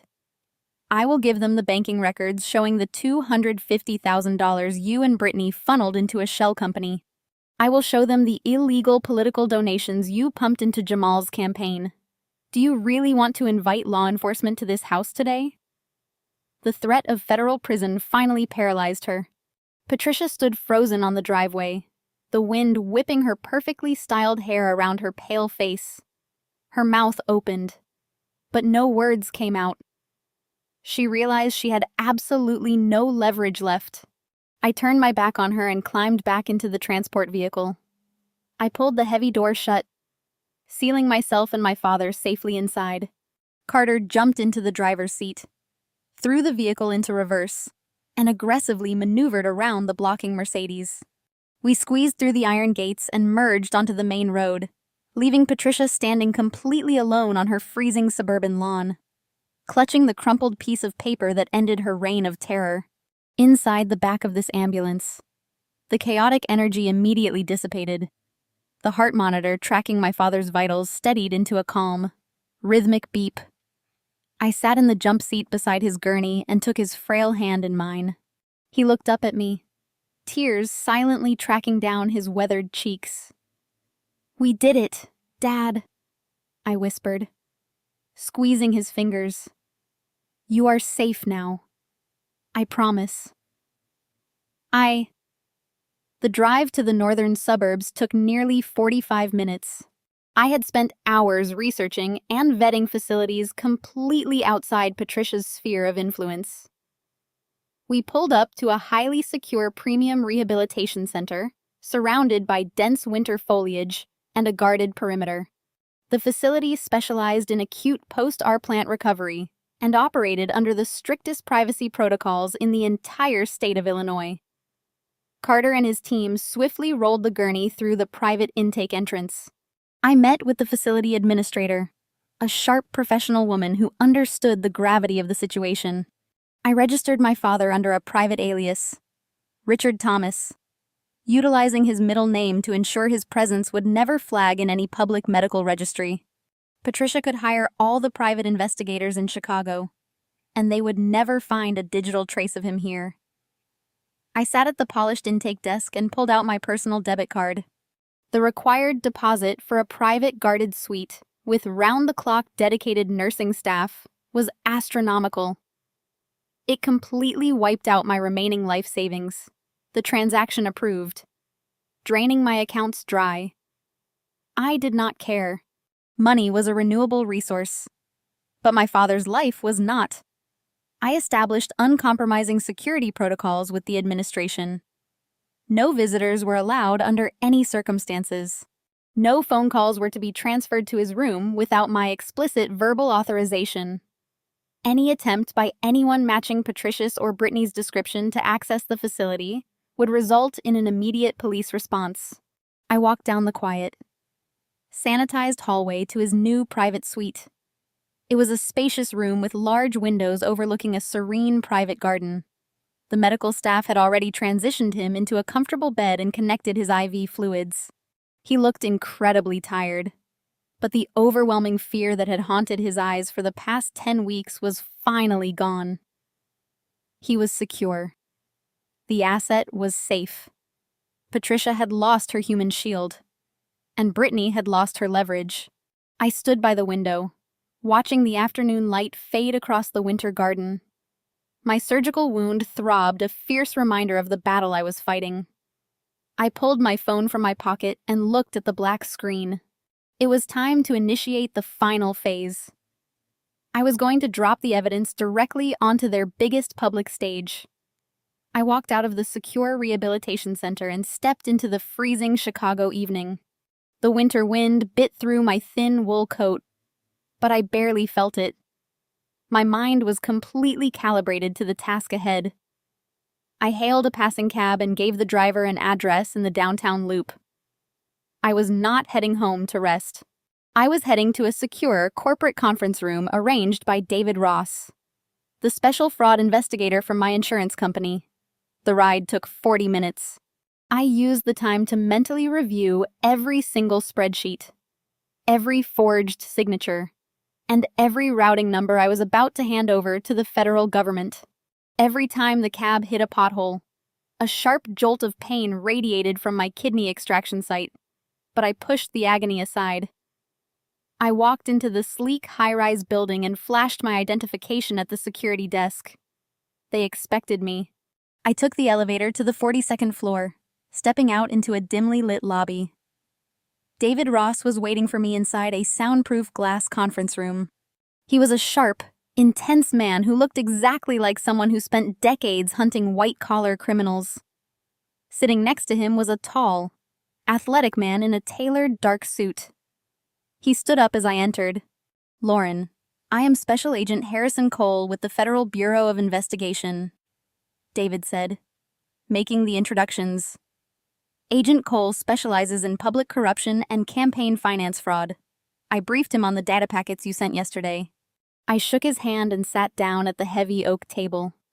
I reached into my leather tote bag and pulled out the thick bound portfolio I had printed earlier that morning. I did not offer pleasantries. I slid the heavy stack of documents directly across the polished wood. "Everything you need to secure federal indictments against Patricia and Brittany is in this binder," I stated, my voice unwavering. "The digital copies are locked on the encrypted drive I shared with David." Agent Cole opened the portfolio. He bypassed the summary and went straight for the raw data. He was a man who understood numbers. I watched his eyes track across the Zero Hospital ledger. I guided them through the timeline with absolute precision. I explained how my premium corporate insurance covered the entire cost of the kidney transplant, leaving a zero balance. I flipped the page and showed them the forged invoice Brittany uploaded to her GoFundMe campaign, claiming a catastrophic debt of $245,000. David Ross tapped his pen against the forged document. "The billing codes are completely fabricated," he noted, his voice laced with professional disgust. "She used generic emergency room codes instead of the specific transplant modifiers. And this digital signature at the bottom belongs to your mother." I nodded, pointing to the metadata analysis on the following page. Patricia generated this document using a basic consumer PDF editor on her home network. I tracked the IP address. She actively manufactured the fraud to legitimize the crowdfunding campaign. Agent Cole turned the page. "We are looking at massive federal wire fraud here," he said, his tone turning deadly serious. "Soliciting $250,000 across state lines using a digital platform based on forged medical documents is a guaranteed felony indictment. But the campaign finance aspect is what brings my division into play. Walk me through the shell company." I pulled up the reverse lookup data. They funneled the GoFundMe withdrawals directly into a limited liability company registered 4 months ago, called the Hope Foundation. Brittany is the primary owner. Patricia is the secondary signatory. They used this account to launder the stolen charity funds. I showed them the bank statements proving they spent a portion of the money on luxury vehicles and designer clothing. Then I pointed to the final highlighted transaction on the ledger. 2 weeks ago, they initiated a single wire transfer of $150,000, I said, locking eyes with the federal agent. The destination was the registered Political Action Committee for City Councilman Jamal. Agent Cole let out a low whistle. 150 grand of laundered medical fraud money injected straight into a municipal election campaign. This is incredibly destructive. Councilman Jamal built his entire platform on absolute transparency and anti-corruption. Does he know about the source of these funds? I shook my head firmly. Jamal is completely in the dark. He is a good man who married a sociopath. Brittany lied to him. She likely told him she secured a massive private donor, or funneled her own influencer sponsorships into his war chest. If this money stays in his political accounts when the Federal Election Commission audits him, his career will be destroyed, and he will face federal prison time for a crime he did not commit. Agent Cole closed the portfolio and folded his hands on the table. "You have handed us a perfectly packaged federal case. Lauren, we have the forged documents, the money trail, and the metadata linking Patricia directly to the crime. I can take this to a federal judge tomorrow morning and have arrest warrant signed by noon. We can pick them up quietly at their suburban home and freeze all associated bank accounts before they even know they are under investigation." I felt a cold surge of adrenaline. The rational part of my brain knew Agent Cole was offering the standard operating procedure for white-collar crimes: a quiet arrest, a sealed indictment, and a lengthy court battle behind closed doors. But Patricia and Brittany did not operate in the shadows. They thrived on public perception. They had spent the entire morning dragging my name through the mud on local television, framing me as a mentally unstable extortionist. If the FBI arrested them quietly, Patricia would immediately spin the narrative. She would hire elite public relations firms to paint themselves as victims of a government overreach or a tragic misunderstanding. She would drag out the legal process for years, draining the remaining stolen funds to pay for high-powered defense attorneys. I leaned forward, resting my elbows on the polished oak table. I cannot allow a quiet arrest. Agent Cole. David Ross frowned. "Lauren, this is not a negotiation. These are federal crimes. We dictate how the takedown happens." I kept my gaze locked on the FBI agent. "You want to secure a conviction without a drawn-out public relations nightmare," I said, my voice dropping to a calculated whisper. "If you arrest them quietly, they will play the victim. They will drag Jamal's name through the mud, claiming he orchestrated the campaign finance fraud. and threw his wife under the bus to save himself. You know how these political scandals play out in the media. Jamal is an innocent politician running a grassroots campaign against a well-funded establishment. If Patricia controls the narrative, she will absolutely destroy him to save her own skin. Agent Cole narrowed his eyes.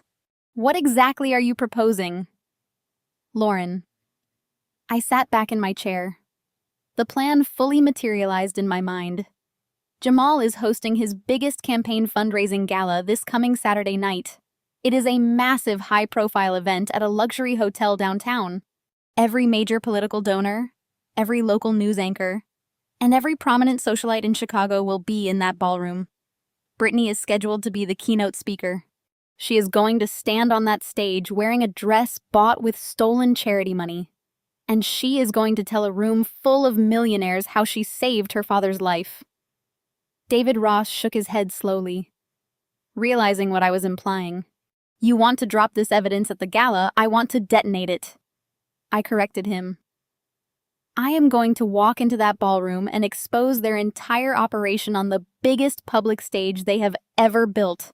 I am going to show their wealthy donors exactly where the GoFundMe money went. I am going to force Jamal to see the truth in front of the press so he can immediately distance himself and save his integrity. And when the entire room turns against them, I want you waiting at the doors with handcuffs. Agent Cole stared at me for a long, heavy moment. The silence in the conference room was absolute. He looked at the pristine data portfolio, then back at me. As a federal agent, he was trained to mitigate chaos. But as a seasoned investigator, he recognized the sheer tactical brilliance of trapping a narcissistic predator in the spotlight they craved. We cannot officially sanction a public confrontation like that, he said, his tone shifting to something much more dangerous and aligned. However, if we happen to be executing valid federal arrest warrants at that exact hotel on Saturday night, we cannot control what happens in the ballroom before we enter. I smiled. It was the first genuine smile I had managed in 10 weeks. The trap was set. Agent Cole looked at David Ross. He then looked back at me. We had laid all the cards on the table. They had the evidence. I had the extraction. The only thing left was execution. The FBI operates on protocol. They prefer to strike at dawn surrounding a suburban house with dark SUVs, executing search warrants, and taking suspects into custody before the neighbors even have time to pour their coffee. Agent Cole explained this standard procedure to me, his voice calm and authoritative. He wanted to arrest Patricia and Brittany on Friday morning, quietly, cleanly, with minimal disruption. I shook my head. A quiet arrest gives them exactly what they need. I explained. It gives them time to spin the narrative. If you take them in on Friday morning by Friday afternoon, Patricia will have hired the best crisis PR firm in Chicago. They'll release a statement claiming it's a misunderstanding, a tragic misinterpretation of complex medical billing. Brittany will go on Instagram Live crying about how the government is persecuting a family that just went through a medical trauma. They will use the weekend news cycle to paint themselves as victims. And by Monday, Jamal's political career will be collateral damage. They'll throw him under the bus to save themselves, claiming he mismanaged the campaign funds. David Ross leaned forward, his brow furrowed. What are you suggesting? Lauren, we can't just let them walk around knowing what we know. I'm suggesting we use their own vanity against them. I said Jamal's re-election campaign is hosting its biggest fundraising gala this Saturday night at the Drake Hotel. It's a massive event. Every major political donor, every local news anchor, every prominent socialite in Chicago will be in that ballroom. And Brittany is the keynote speaker. She is scheduled to give a speech about family sacrifice and community support to try and leverage her GoFundMe fame into campaign donations. I paused, letting the weight of the scenario sink in. If you arrest them on Friday, you give them control of the story. I continued. But if you wait until Saturday night, you let them build their own stage. You let Brittany stand up in front of the very people she's defrauding. You let her wear a designer gown bought with stolen charity money. and right when she's at the height of her performance. We drop the evidence. We show the entire room, including the press, exactly who she is. We don't just arrest them. We expose them so completely that no PR firm in the world can spin it. We let Jamal see the truth in real time, surrounded by his supporters, so he can distance himself immediately and unequivocally. Agent Cole sat back in his chair, his expression unreadable. He tapped his pen against the polished wood of the conference table. The silence in the room was thick-heavy with the implications of what I was proposing. It was highly irregular, potentially chaotic, and completely outside standard FBI protocol. "We can't officially sanction a public confrontation like that," Agent Cole said. Finally, his voice carefully measured. "The Bureau does not participate in theatrical takedowns."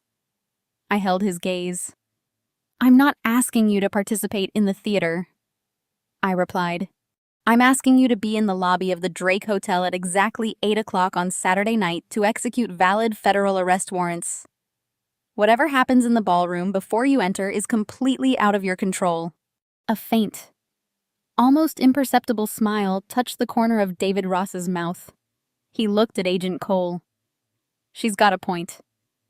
Harrison, if the evidence happens to be presented to the donors before the arrest, it certainly makes the prosecution's job easier regarding public perception." Agent Cole stood up, closing the evidence portfolio. "We will have agents positioned at the Drake Hotel on Saturday evening to execute the warrants." He looked directly at me. "I strongly advise you not to do anything that could compromise the integrity of the evidence or endanger anyone in that ballroom." "I won't endanger anyone," I assured him. "I'm just going to show some slides." The meeting adjourned.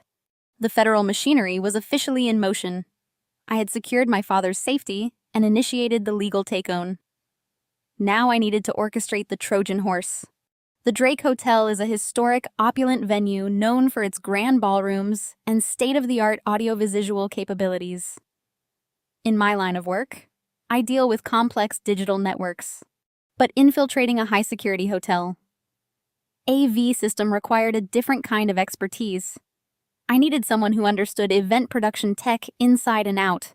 I called an old colleague from my early days in data analytics, a guy named Marcus, who had left the corporate world to start his own event production company. Marcus owed me a massive favor from a contract dispute I helped him untangle years ago. I met him late Thursday night at a dingy diner on the outskirts of the city. I didn't give him the full details. I just told him I needed temporary, untraceable access to the projection system in the Gold Coast Ballroom at the Drake Hotel for a specific event on Saturday night. I needed to override the main presentation feed remotely from my phone, and I needed it to be irreversible from the control booth once initiated. Marcus stirred his coffee, looking at me skeptically. "You're asking me to help you hijack a political fundraiser's AV system. Do you know how illegal that is if we get caught?" I slid an envelope across the table containing a substantial amount of cash, the last of my emergency reserves. "I'm not asking you to hack the Pentagon, Marcus. I'm asking you to set up a wireless relay that overrides their HDMI input.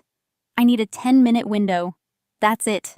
And I guarantee you won't get caught because the people hosting the event are going to be leaving in handcuffs before they can even think about calling it." He stared at the envelope, then at me. He knew I didn't bluff. He pocketed the cash and pulled out his laptop. He spent the next 2 hours sketching out a technical schematic explaining how he could exploit a vulnerability in the hotel's wireless projection network. He would need physical access to the ballroom hours before the event to install a discrete bypass dongle on the primary projector feed.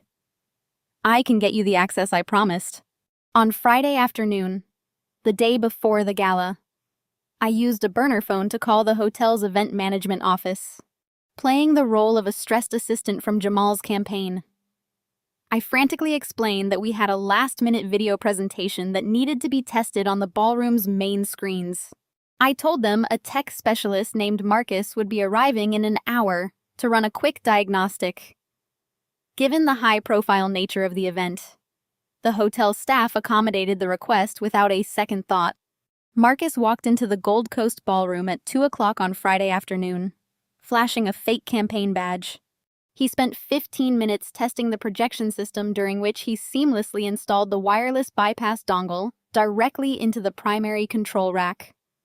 He texted me a secure access code and walked out. I spent Friday night in my apartment staring at the encrypted files on my desktop. I compiled the evidence into a stark, undeniable slide deck. Slide 1. The $0 hospital bill. Slide 2. The forged GoFundMe invoice with Patricia's digital signature highlighted. Slide 3. The bank routing numbers tracking the stolen $250,000 to the Hope Foundation, LLC. Slide 4. The $150,000 wire transfer from the shell company directly into Jamal's political action committee. I tested the remote override sequence on my phone dozens of times. It worked flawlessly. The payload was loaded. The delivery mechanism was secure. Saturday morning arrived with a clear, freezing sky. I spent the day finalizing my own preparations. I didn't want to look like a victim or a crazed, disgruntled sister. I needed to project absolute authority. I bought a sharp, tailored black suit, pristine white shirt, and sensible heels. I tied my hair back into a sleek, severe style. I looked like a corporate assassin.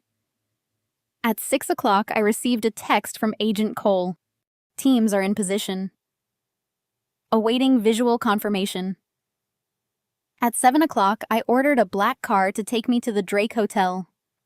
I sat in the back seat, the city lights reflecting off the window, my hand resting on the phone in my pocket. The pain in my side had settled into a dull, persistent ache, a constant physical reminder of the betrayal that brought me here. I had given a piece of my body to save my family. Tonight, I was going to use the truth to destroy them. The black town car coasted to a smooth stop in front of the historic Drake Hotel. Valet and crisp uniforms rushed to open doors for Chicago's elite, ushering them out of the freezing winter wind and into the opulent warmth of the political event of the season. I stepped out onto the pavement, the cold air hitting my face like a refreshing shock.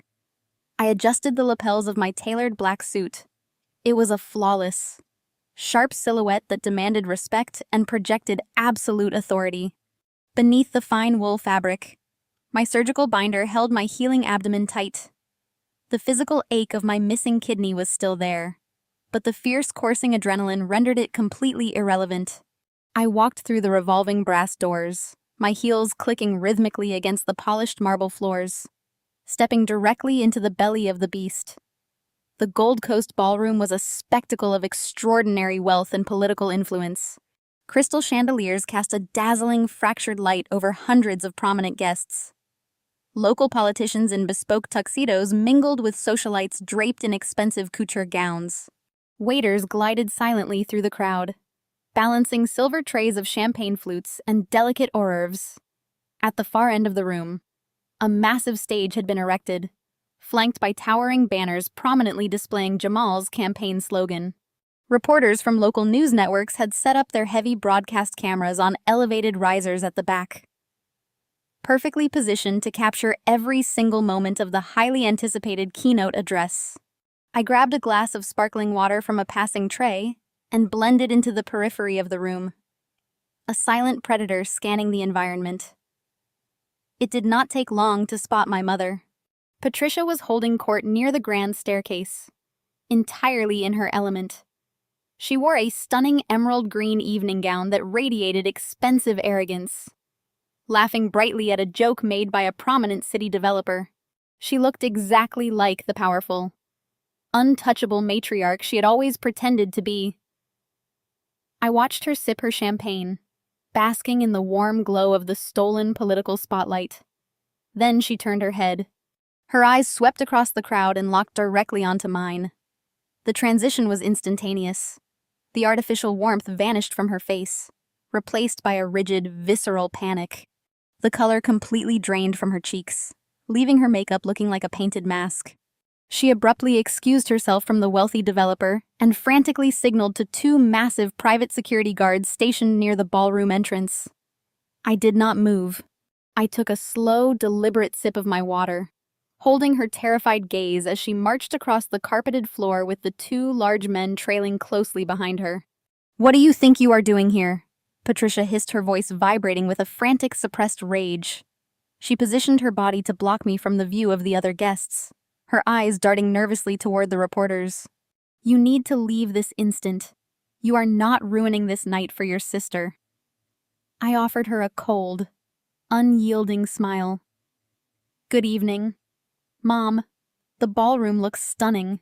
You really spared no expense for this charade." "Remove her," Patricia commanded, turning to the security guards. Her voice was sharp and desperate. "She is not on the guest list. She is a trespasser and she is actively harassing my family. Throw her out right now."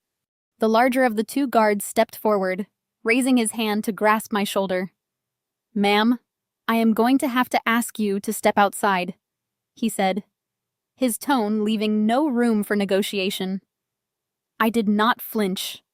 I did not step back. I calmly reached into the inner breast pocket of my tailored suit jacket.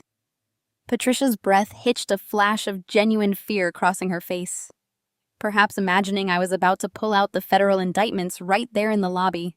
Instead, I retrieved a heavy gold embossed cardstock envelope. I handed it directly to the security guard. "I believe you will find my credentials in order," I stated, my voice ringing with unwavering confidence. The guard opened the envelope and pulled out a platinum tier, VIP donor ticket.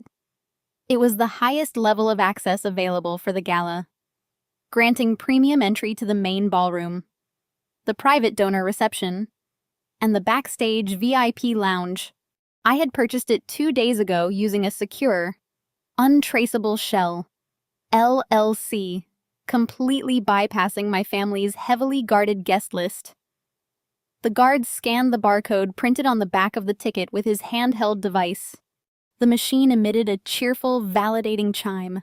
The screen flashed bright green. "The ticket is valid, Mrs. Williams," the guard said, handing it back to me and stepping away. "She is a registered platinum donor. We cannot remove her." Patricia stared at the ticket, her jaw tight with mounting horror.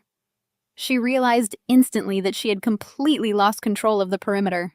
She could not cause a scene to have a platinum donor forcibly ejected without drawing the attention of every single journalist in the room. I leaned in slightly, lowering my voice so only she could hear the lethal promise in my words. "Enjoy the show, Mom," I whispered. "It is going to be a night you will never forget." I sidestepped her frozen form and walked deeper into the ballroom, leaving her standing powerless near the entrance. The energy in the room was shifting. The ambient music faded out, replaced by a commanding voice echoing over the premium sound system asking the guests to take their seats. I found an empty chair near the back of the room, perfectly aligned with a clear, unobstructed view of the massive projection screens hanging behind the main podium. Jamal took the stage first. The crowd erupted into enthusiastic applause. He looked genuinely moved, his smile radiating an authentic, honest gratitude. He gripped the edges of the wooden podium and delivered a short, humble speech about the power of community, the necessity of transparent leadership, and his vision for a safer, more equitable Chicago. He truly believed in the movement he was building. He truly believed the money funding this luxurious event came from honest, hard-working citizens. It was almost tragic to watch a good man being manipulated so thoroughly. But none of this would be possible without my rock, my foundation, and my inspiration, Jamal said, his voice thickening with emotion. "I want to introduce a woman who embodies the very essence of sacrifice. When her family faced an insurmountable crisis, she did not hesitate. She rallied a community. She fought against the odds. And she saved her father's life. Ladies and gentlemen, my beautiful wife, Brittany." The applause was deafening as Brittany walked out from the wings. She looked absolutely breathtaking. She was wearing a stunning floor-length designer gown covered in intricate hand-stitched beadwork. It was a dress that radiated wealth and exclusivity. I knew exactly how much that dress cost. It was a $10,000 garment purchased directly with the stolen charity funds paid for by innocent people who thought they were buying life-saving medication for a dying man. Brittany stepped up to the microphone, placing her hands delicately on the podium. The entire ballroom went dead silent, captivated by her manufactured presence. She looked out over the sea of wealthy donors, her eyes glistening beautifully under the harsh stage lights. She took a deep, shaky breath, executing her performance with flawless sociopathic precision. "Thank you, Brittany," began her voice trembling perfectly on cue. "When we got the call that my father's kidneys were failing, my entire world completely collapsed. The fear of losing him was paralyzing. But the financial terror of those medical bills was almost worse. We were staring into an abyss of crushing, insurmountable debt. I spent countless sleepless nights crying, wondering how I could possibly save my family from losing everything." She paused, letting a single, perfectly timed tear track down her cheek. She reached up and wiped it away with a delicate, trembling finger. The wealthy donors in the front row watched her with rapt, sympathetic attention. But I realized I could not give up.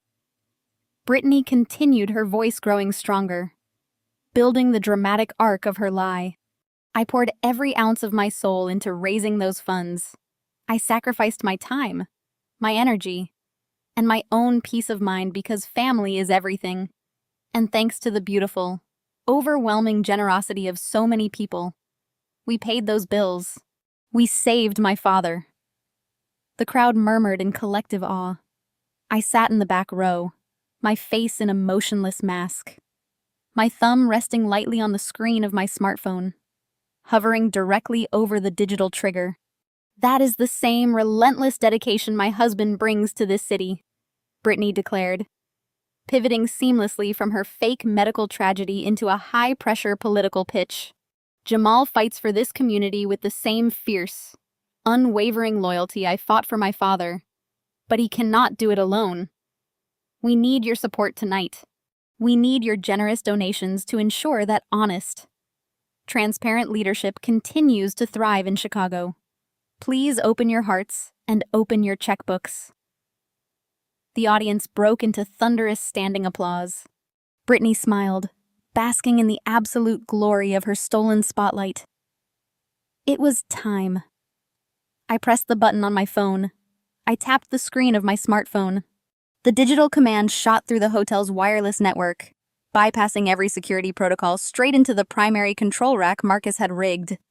I didn't hold my breath. I didn't hesitate. I just watched the stage, behind Brittany. The massive high-definition projector screen suddenly flickered. The bright, polished campaign logo displaying Jamal's name vanished in a burst of digital static. The sudden visual disruption caught the attention of the front row donors. A few people murmured, pointing at the screens. Brittany, oblivious to the glitch behind her, continued her impassioned plea for campaign donations. Then the static cleared. The first image materialized in brilliant high resolution. It was not a campaign video. It was a scanned copy of a certified medical document. The words "Living Organ Donor Certificate" were emblazoned across the top. Below that, in stark, undeniable text, was my full name, Lauren Williams, and the exact date of the kidney extraction surgery. The audience fell completely silent. The sudden juxtaposition of a medical certificate at a political fundraiser was jarring. Brittany, noticing the shift in the room's energy, finally turned around. She looked up at the massive screens. Her jaw literally dropped. The microphone slipped an inch in her trembling hand. The presentation was not static. I had programmed the slideshow to cycle automatically, leaving each piece of evidence on the screen just long enough for the wealthy, educated crowd to read the numbers and understand the context. The screen shifted. A highly detailed hospital billing ledger appeared. I had highlighted the total cost of Richard's transplant surgery. I had also highlighted the insurance payout column showing my corporate policy covering 100% of the procedure. The final highlighted circle was drawn around the patient responsibility line. It read exactly $0. Brittany panicked. She slapped her hand over the microphone, attempting to muffle her voice as she screamed toward the wings for the AV team to cut the feed. "Turn it off!" She shrieked, her carefully crafted influencer persona shattering instantly. "Turn the screens off right now." But the screens didn't turn off. They shifted again. The crowd gasped audibly. Displayed on the massive screens was the forged GoFundMe invoice, the document Brittany had used to solicit $250,000 in charity. I had overlaid my metadata analysis highlighting Patricia's digital signature and the consumer-grade PDF software used to manufacture the fake debt. The elite donors in the room, many of whom were lawyers and business executives, recognized a fraudulent document immediately. The murmurs in the ballroom escalated into shocked, outraged conversations. People were standing up, pulling out their phones. The local news reporters at the back of the room suddenly sprang into action, swiving their heavy broadcast cameras away from the podium and aiming them directly at the projection screens. The final sequence began. The screens displayed the bank statements from the Hope Foundation, LLC. The routing numbers were clear. The expenditures were highlighted in bright red. $30,000 to a luxury car dealership. $10,000 to high-end boutiques in Chicago. A woman in the second row pointed directly at Brittany. "That's the designer she's wearing," the woman said loudly, her voice cutting through the rising chaos. "She bought her dress with charity money." Brittany backed away from the podium, her face pale with absolute terror. She looked out at the sea of angry, betrayed faces. The final slide dropped. It was the banking wire transfer showing exactly $150,000 funneled directly into Jamal's political action committee. The evidence of federal campaign finance fraud hung above her head like a guillotine. The ballroom erupted. The initial gasp of collective shock quickly dissolved into a cacophony of frantic overlapping voices. High society donors, realizing their substantial contributions had been funneled into a massive medical scam, pointed furiously at the screens. The local press corps, sensing the political scandal of the decade, surged forward like a pack of wolves. Camera flashes strobed relentlessly, illuminating Brittany's horrified, frozen face in harsh bursts of white light. She stood paralyzed at the podium, trapped exactly where she had intended to shine. Patricia broke the paralysis. She lunged forward from her position near the grand staircase, her emerald gown catching on a chair as she desperately pushed through the chaotic crowd. "Cut the power!" She shrieked, her voice cracking with pure, unadulterated panic. Her polished matriarchal facade was completely gone, replaced by the frantic desperation of a cornered criminal. "Somebody cut the power to the screens." She waved wildly toward the back of the room, demanding action from the hotel staff. 2. AV technicians rushed toward the control booth, only to find the heavy doors locked from the inside and the digital controls completely unresponsive to their overrides. Marcus had done his job flawlessly. The system was locked down and the damning evidence continued to cycle on the massive screens, a relentless loop of their federal crimes.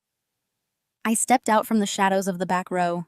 I moved with slow, deliberate precision, a stark contrast to the frantic energy consuming the ballroom.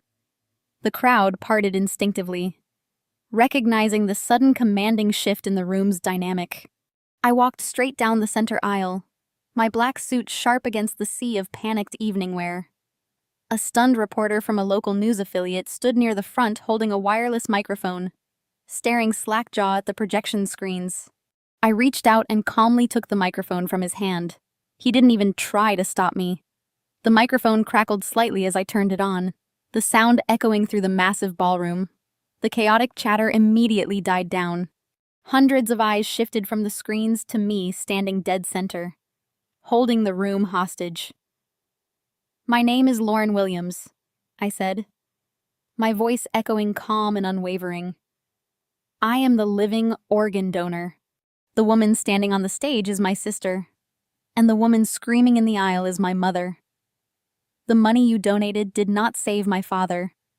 The money you donated bought a Tesla, a designer dress, and a political campaign. Patricia screamed, trying to launch herself toward me, but a group of horrified donors physically blocked her path. She thrashed against them, desperate to silence me. But financial fraud isn't the worst of it. I continued, my voice dropping to a lethal carrying register. They didn't just steal your money. They held a dying man hostage to keep their secret. I pulled my smartphone from my pocket and held it directly up to the microphone. I hit play. The audio wasn't perfectly clean. It was the raw, unedited dashcam recording from the private medical transport vehicle. But my father's frail, terrified voice carried clearly through the ballroom speakers. She wouldn't let me use the phone. Richard's voice echoed thick with exhaustion and fear. She said if I tried to tell Lauren about the GoFundMe money, she'd stop the nurses. She kept the food away yesterday. Said I needed to learn how to be quiet. She had me locked down. The audio stopped. The silence in the ballroom was absolute heavy with profound collective revulsion. The donors weren't just angry about their money anymore.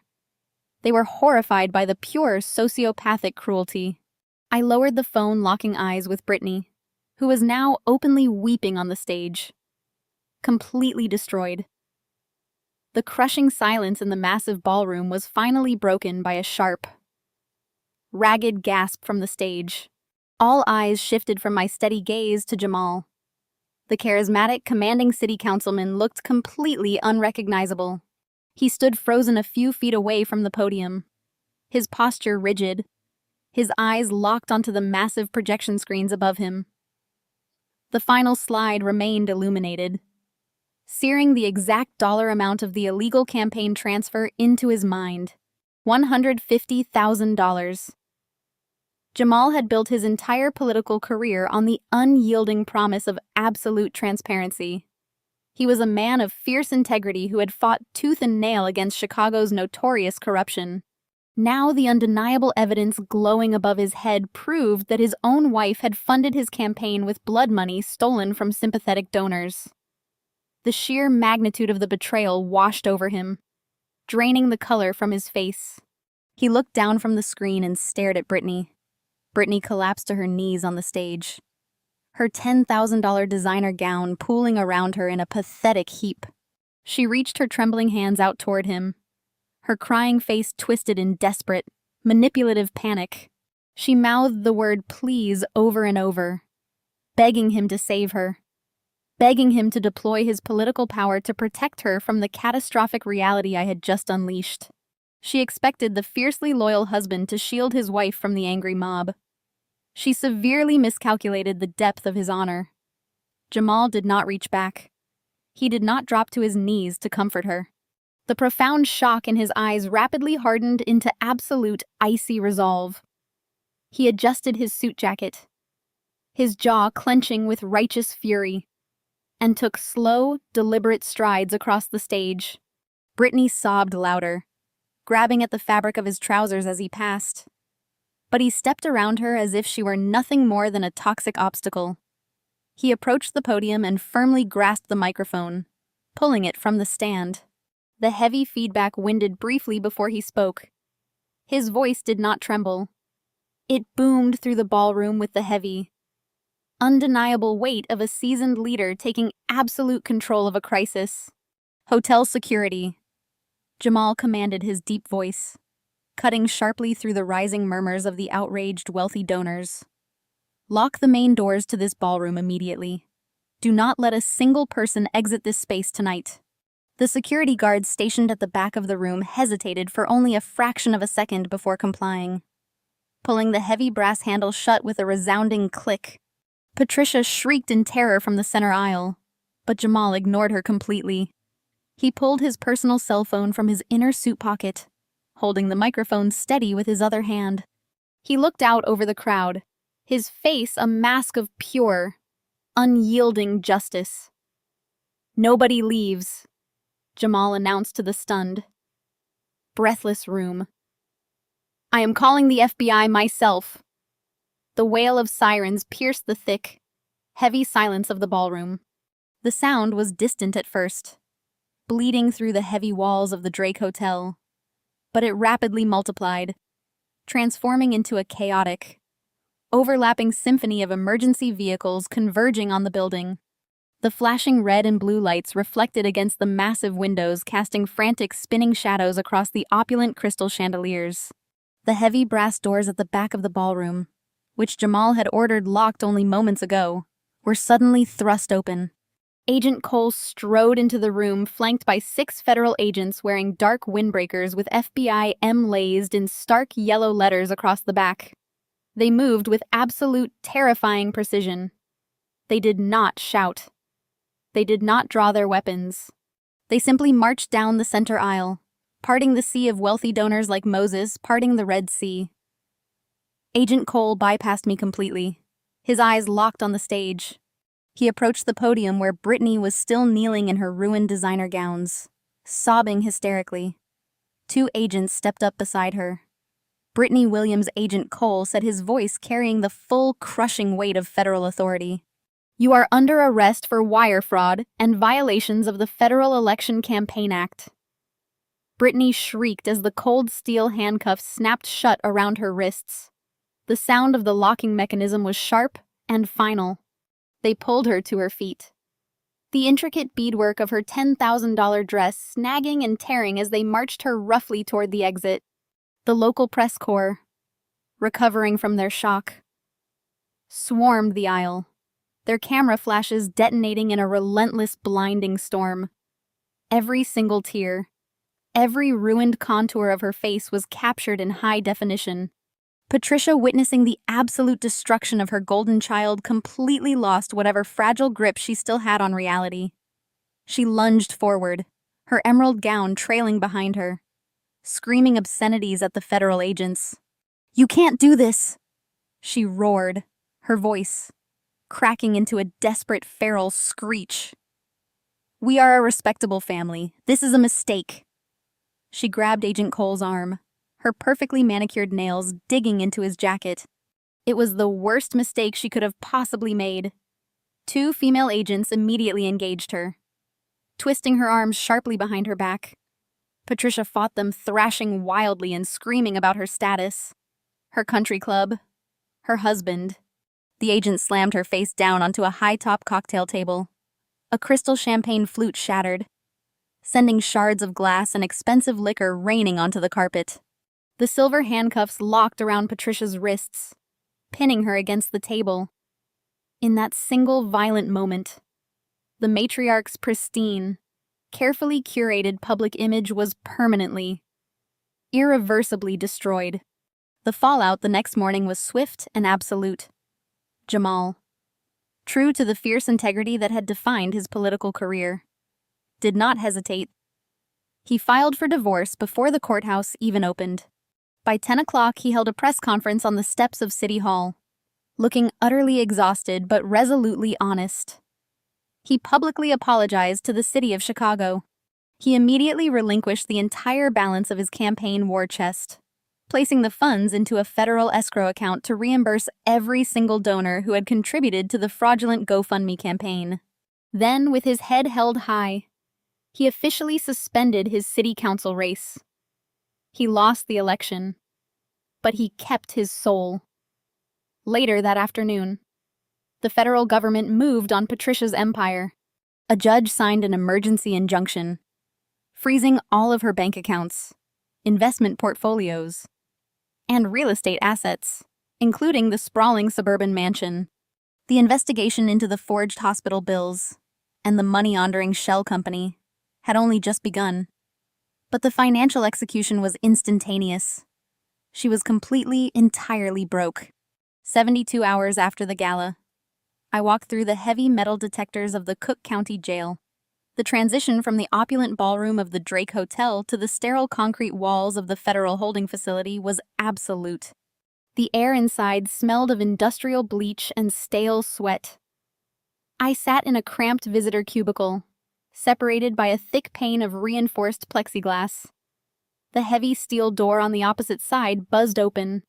A corrections officer escorted Patricia and Brittany into the room. They were stripped of their designer gowns, their expensive jewelry, and their manufactured dignity. They both wore oversized, stiff orange jumpsuits. Brittany's face was blotchy, her carefully highlighted hair tangled and unwashed. Patricia looked hollow, the arrogant spark in her eyes entirely extinguished by the reality of a concrete cell and a metal toilet. They sat down on the bolted metal stools, staring at me through the scuffed plexiglass. For a moment, nobody spoke. I just looked at them, taking in the absolute destruction of their false empire. "Lauren, please," Patricia choked out, pressing her trembling hands against the glass. "You have to fix this. You have to tell the federal prosecutors that this was all a terrible misunderstanding. Tell them we had your permission to handle the finances." Brittany leaned forward, tears spilling down her face. She looked desperate, frantic, completely stripped of her influencer arrogance. "I cannot survive in here. Lauren, the food is disgusting. The other women are terrifying. You have to call Agent Cole. Tell him I was just trying to help Dad. Tell him we are family." "Family," I repeated, letting the word hang in the harsh fluorescent light of the visitation room. "Yes, family," Patricia sobbed, her voice echoing off the concrete walls. "We share the same blood. Lauren, you cannot let your own mother and sister rot in a federal prison. I gave you life. We have to stick together. We can pay the money back. We can sell the house, sell the cars. Just drop the charges. Please. I am begging you." They were playing the only card they had left, the family card. It was the same card they used to guilt me, isolate me, and manipulate me my entire life. They expected the old Lauren to surface the daughter who craved their approval so desperately she would endure any abuse to get it. They expected me to fold. I sat back in my hard plastic chair. I felt the smooth, healed skin over my kidney extraction site, pressing against the fabric of my tailored suit. I did not feel pity. I did not feel guilt. I felt absolutely nothing for the two women sitting across from me. "I do not have the power to drop federal charges," I stated, my voice echoing with icy analytical precision. "You committed wire fraud, money laundering, and campaign finance violations. The FBI does not care about our family dynamics. The federal government does not accept apologies." Brittany buried her face in her hands, letting out a loud, pathetic wail. Patricia stared at me, a flash of her old, familiar venom cutting through her tears. "You did this to us," Patricia hissed, her true nature surfacing. "You set us up. You ruined my life over a stupid kidney." I leaned forward, bringing my face just inches from the plexiglass. I looked directly into my mother's eyes, stripping away decades of her gaslighting and control. "No." "Mom," I said, my voice dropping to a lethal, unwavering pitch. "You ruined your own lives. You looked at my physical sacrifice, my bleeding body, and you saw nothing but a lucrative payday. You used my father's failing organs to launder money for your own vanity. Family protects your heart. They don't harvest your organs for a Tesla." Patricia recoiled as if she had been physically struck. Brittany stopped crying and stared at me in horrified silence. "I came here today for one reason," I continued, standing up from the metal chair. "I came to look you in the eyes and tell you that I am completely done. I am changing my phone number. I am blocking your legal counsel. I will never visit you in a federal penitentiary. You are entirely on your own." I turned my back on them and walked toward the heavy steel door.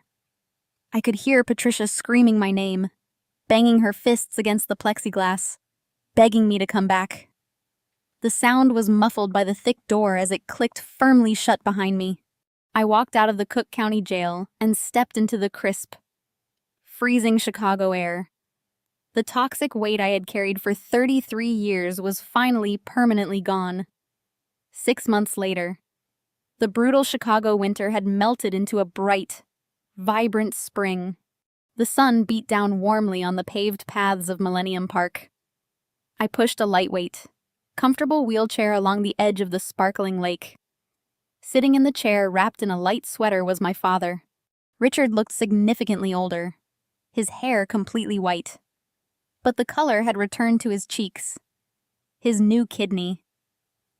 My kidney was functioning flawlessly, removed from Patricia's daily psychological torment and the stress of her financial manipulations. His recovery had skyrocketed. He smiled as he watched the sailboats gliding across the blue water, pointing out a particularly fast one to me. My physical healing was complete. The jagged red scar on my abdomen had faded into a smooth silver line, a badge of honor I wore with absolute pride. My professional life had rebounded with spectacular force. After the FBI cleared my name and utilized my forensic data tracking to secure their convictions, my corporate employer not only reinstated me with full back pay, but promoted me. I was now the director of data analytics, commanding my own department and setting my own hours. Patricia and Brittany had both pled guilty to multiple federal charges. They were currently serving out lengthy sentences in a federal prison. Their assets were seized, the mansion was auctioned off, and the stolen GoFundMe money was fully refunded to every single donor. Jamal's divorce was finalized quickly, and he had recently announced a new campaign for a higher political office. His reputation strengthened by his swift, honest handling of the crisis. I parked my father's wheelchair near a sprawling oak tree, sitting on a wooden bench beside him. I handed him a warm cup of coffee, and we sat in comfortable, peaceful silence. There was no toxic family. There was no social media drama. There were no manipulative group chats or screaming matches. There was only the gentle rustle of leaves, the distant sound of city traffic, and absolute total freedom. I had lost a kidney, but I had gained my life. I drew a fierce, impenetrable boundary and protected the only family member who truly mattered. Thank you so much for listening to my story. Have you ever had to cut off toxic family members to protect your own peace and sanity? Let me know how you found the courage to set your boundaries in the comments below. If my journey resonated with you, please hit that like button, subscribe to the channel, and share this video with anyone who needs a reminder that standing up for yourself is the most powerful thing you can do. Stay strong, protect your peace, and I will see you in the next story. The story of Lauren, who sacrificed her own kidney only to have her mother and sister exploit her physical trauma for financial and social gain, illuminates a devastating but necessary truth. Sharing DNA does not guarantee unconditional love, loyalty, or basic human decency. For generations, society has conditioned us to believe the prevailing narrative that family is everything. We are taught to endlessly forgive the transgressions of our parents or siblings, no matter how deeply they cut. However, as this story powerfully demonstrates, unconditional forgiveness in the face of continuous manipulation often becomes a toxic trap, forcing the most empathetic family members to be complicit in their own exploitation. Lauren's initial instinct at that Thanksgiving table was to stay silent, to keep the peace. A trauma response intimately familiar to anyone raised in a narcissistic household. Her mother and sister weaponized her love for her father, turning her life-saving sacrifice into a fraudulent, self-serving spectacle. The profound lesson here is the realization that participating in a toxic family's illusions will only destroy your own reality. Lauren's ultimate turning point wasn't just about the stolen charity money. It was the visceral, heartbreaking understanding that her mother's approval was not a prize to be won, but a rigged game designed to keep her small and subservient. Healing begins the exact moment we stop waiting for toxic people to suddenly develop a conscience. True empowerment comes from recognizing that you have the right to walk away from the table when respect is no longer being served. We must learn to grieve the family we desperately deserved, accept the harsh reality of the family we actually have, and draw impenetrable boundaries to safeguard our well-being. If you are currently sacrificing your mental or physical health for people who only value what they can extract from you, take a step back.